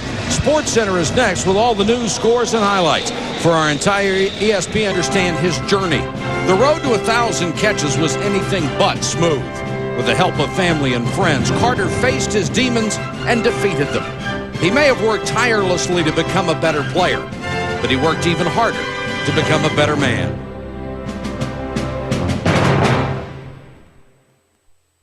Number 1,000. First quarter, Lions punting. Lamar Campbell tries to save the ball, but the Vikings' Troy Walters catches it and takes it 62 yards to the Lions' 34-yard line. Well, Walters' dad is pretty excited, and you didn't have to look too far to find him. He's the Vikings linebacker coach. Next play, Dante Culpepper looking for Chris Carter. The countdown continues. Career catch number 996. Next play, Culpepper, Carter, 997. Same drive, 3rd and goal. Culpepper, not to Carter, but to Moss. Sets up a 4th and goal, just short of a touchdown. And Moss says, let's go for it, coach. Bryant Westbrook hurt on the play, would not return. 4th and goal, it's Robert Smith. Looked like he lost control of the ball going up, but they signaled touchdown, 7-0 Vikes. Look at it again. Smith, did he have possession? Well, it was ruled a touchdown. The Vikings ran onto the field to kick the extra point, so it couldn't be questioned. Charlie Batch re-injured his ribs. He was gone. Culpepper, Carter, 998. Later in the drive, 1st and 5 of the 10, Culpepper. Carter, 999. Next play. First play of the second quarter, and how appropriate. The man Buddy Ryan once said, all he does is catch touchdowns. Career reception number 1,000. Vikings stake to a 14-0 lead. Randy Moss gives a nice big hug. And then his family came on the field. His daughter, his son, his wife. Back to the game. 17-3 Vikings. Stoney Case in for Batch.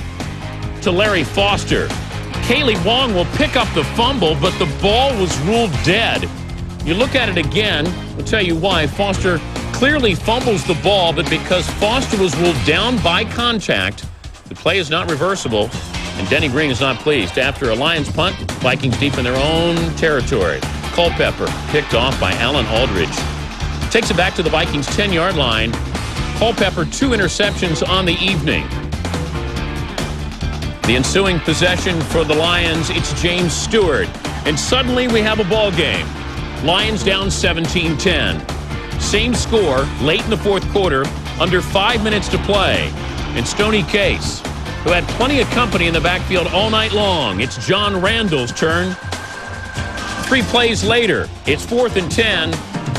Talent Sawyer gets to know Stoney Case. Vikings get the ball on downs. Marshall Faulk may be the best running back in the game. But you know what? Robert Smith is having a tremendous season. Lost in the shadow of Faulk and maybe Edgerrin James. Vikings go up 24-10. Lions did get a Hail Mary pass for a touchdown late in the final 10 seconds. The Vikings win this one 24-17. Vikings clinch a playoff berth for the 8th time in 9 seasons under Dennis Green. Robert Smith, 5th straight game with a touchdown and at least 100 yards. Chris Carter, 7 catches, including number 1,000 of his Hall of Fame career. Lions are 6-12 in their last 18 trips to the Metrodome. But back to the star of the night, Chris Carter. He spoke with our Solomon Wilcots moments ago. Minnesota Vikings wide receiver Chris Carter becomes only the 2nd player in NFL history to amass 1,000 receptions. You said this is the only record you've ever chased. Why is that? I mean, it's unbelievable. It's hard to believe. You know, I can't take credit. It's not something I ever thought I'd be able to do. I mean, glory to God, my health. You know, I can't take credit for it. No man can take credit for it. It's all God. How important was it that you guys came out? They were looking to get you the ball right away. Were you guys looking to put this thing to rest tonight? Well, not necessarily the record, but we knew they were giving us some soft coverages. They're getting 8 in the box, so we're going to throw the quick hitch out and get 5 or 6. It's just like a run. It had nothing to do with the record, just the game plan that we have. We typically have that in, especially when we're going against smaller corners. It's an easy way to get us the ball quick. They say you catch nothing but touchdowns. How fitting was it that the 1,000th reception of your career was a touchdown? Well, the only thing more fitting than that was being able to be here on ESPN, because Chris Berman, a long time ago, gave me that name, and you know, and I'm thankful for it. You know, people laugh about it, you know, early in my career, but as it's going on, you know, it's kind of stuck with me. And I do tell Chris I do a little bit more than just catch touchdowns. That's right. You guys clinch a playoff berth tonight, but I understand you guys have other things to take care of in terms of trying to win a championship before you close out a great career. You got 2 tired football teams, though. You're playing 3 games in 11 days. It's tough. It's tough on the team. They got a lot of injuries. You know, that's what you saw out here today. Tired football teams. We got some time off before we play St. Louis. That's going to be the biggest game of the season. In St. Louis. It's going to be a tremendous challenge because they're a tremendous football team, but we're trying to get home field advantage. All right, well, thanks for joining us, Chris. All right, thanks. So on a record-setting night for Chris Carter, the Vikings become the first team this season to clinch a playoff berth. Now let's send it back to the studio. All right, Solomon, thanks very much. We also extend our congratulations to Chris Carter on his effort. Joined by Marty Schottenheimer here on SportsCenter. With the Vikings win, they break the tie with Oakland. Minnesota now stands alone, the best record in the NFL at 11-2. And because of that, or is it the other way around, they've got some of the best playmakers in the NFL. No doubt about it, Steve. And, you know, I'll tell you what, I thought Denny Green was out of his mind when he let Randall Cunningham go and let Jeff George go to bring in a quarterback who had never thrown a forward pass in a National Football League game. But obviously, Denny knew it a lot better than me, and it really came down, as you suggested, to the playmakers that he's got on his football team. Take a look at Robert Smith, one of the finest runs I've seen in a long time, but on the ground, right at the bottom of the screen, great block by Chris Carter. Berman, he in fact does do more than catch touchdowns. Of course, you know, people talk about Randy Moss as a deep receiver all the time, but here he is showing his skills and ability to work the boundary, keep his feet in bounds, and do the things that are necessary to get the big thing done. How about this one? The inside fly route for the 1,000th catch in that career. But this is the guy that's put it all together, the guy who's exceeded anybody's expectations. Big, strong Culpepper. He shows tremendous skills in the pocket. But how about this play? Take a look at this. Well-coached football team. The returner realizes that that ball is now a dead ball unless he chooses to take off, and that's exactly what he does. He's on his way, about a 60-yard gain in that particular situation. So, Steve, you know, this football team, there's a reason why they're 11-2. Denny Green, outstanding job this season. The pieces have fit. They're going to go a while. 5th straight playoff appearance for Minnesota. Now they work on home field advantage throughout the NFC playoffs. They've won 12 regular season games in a row at the Metrodome, but not to be lost in all the offense and the playmakers is the defensive unit. I think probably the biggest surprise of the season would be the way this defensive football team is played.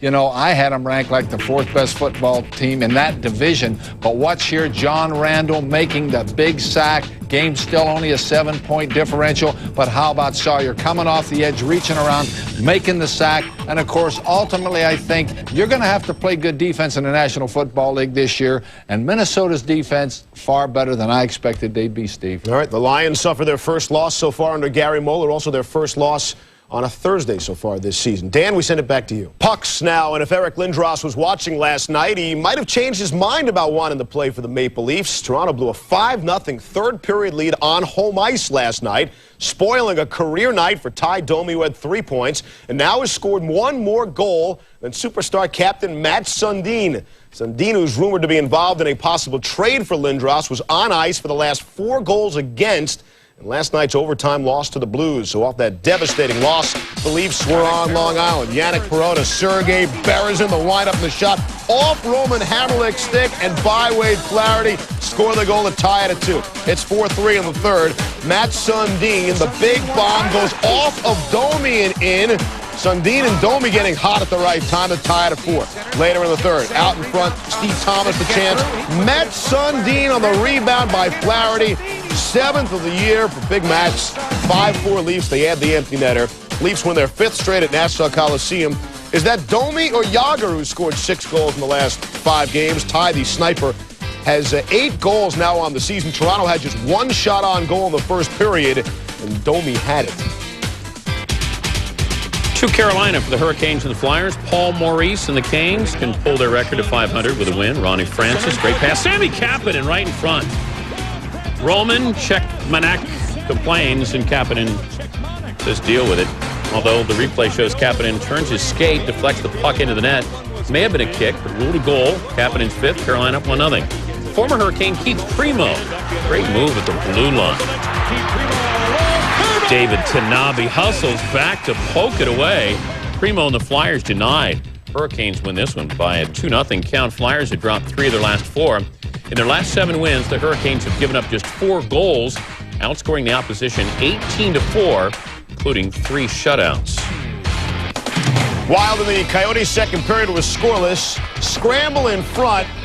Ossi Vananen shot deflected. It just squeaks by Manny Fernandez. Take a look. The puck hits Fernandez's skate and goes in. 1-0 Coyotes. Still in the second.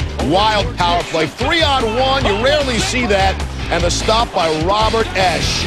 Jacques Lemaire says you got to bury the 3-on-1. Late in the second, Wyatt Smith to Mike Sullivan knocks it home. Coyotes' 5th shorthanded goal of the season. They have a 2-0 lead in that one. 2-0 is your score for now. Minnesota 3-1-1 in their last 5. Were you pausing for effect there? Yes, I was. Looking for the F for final. Still to come on the show.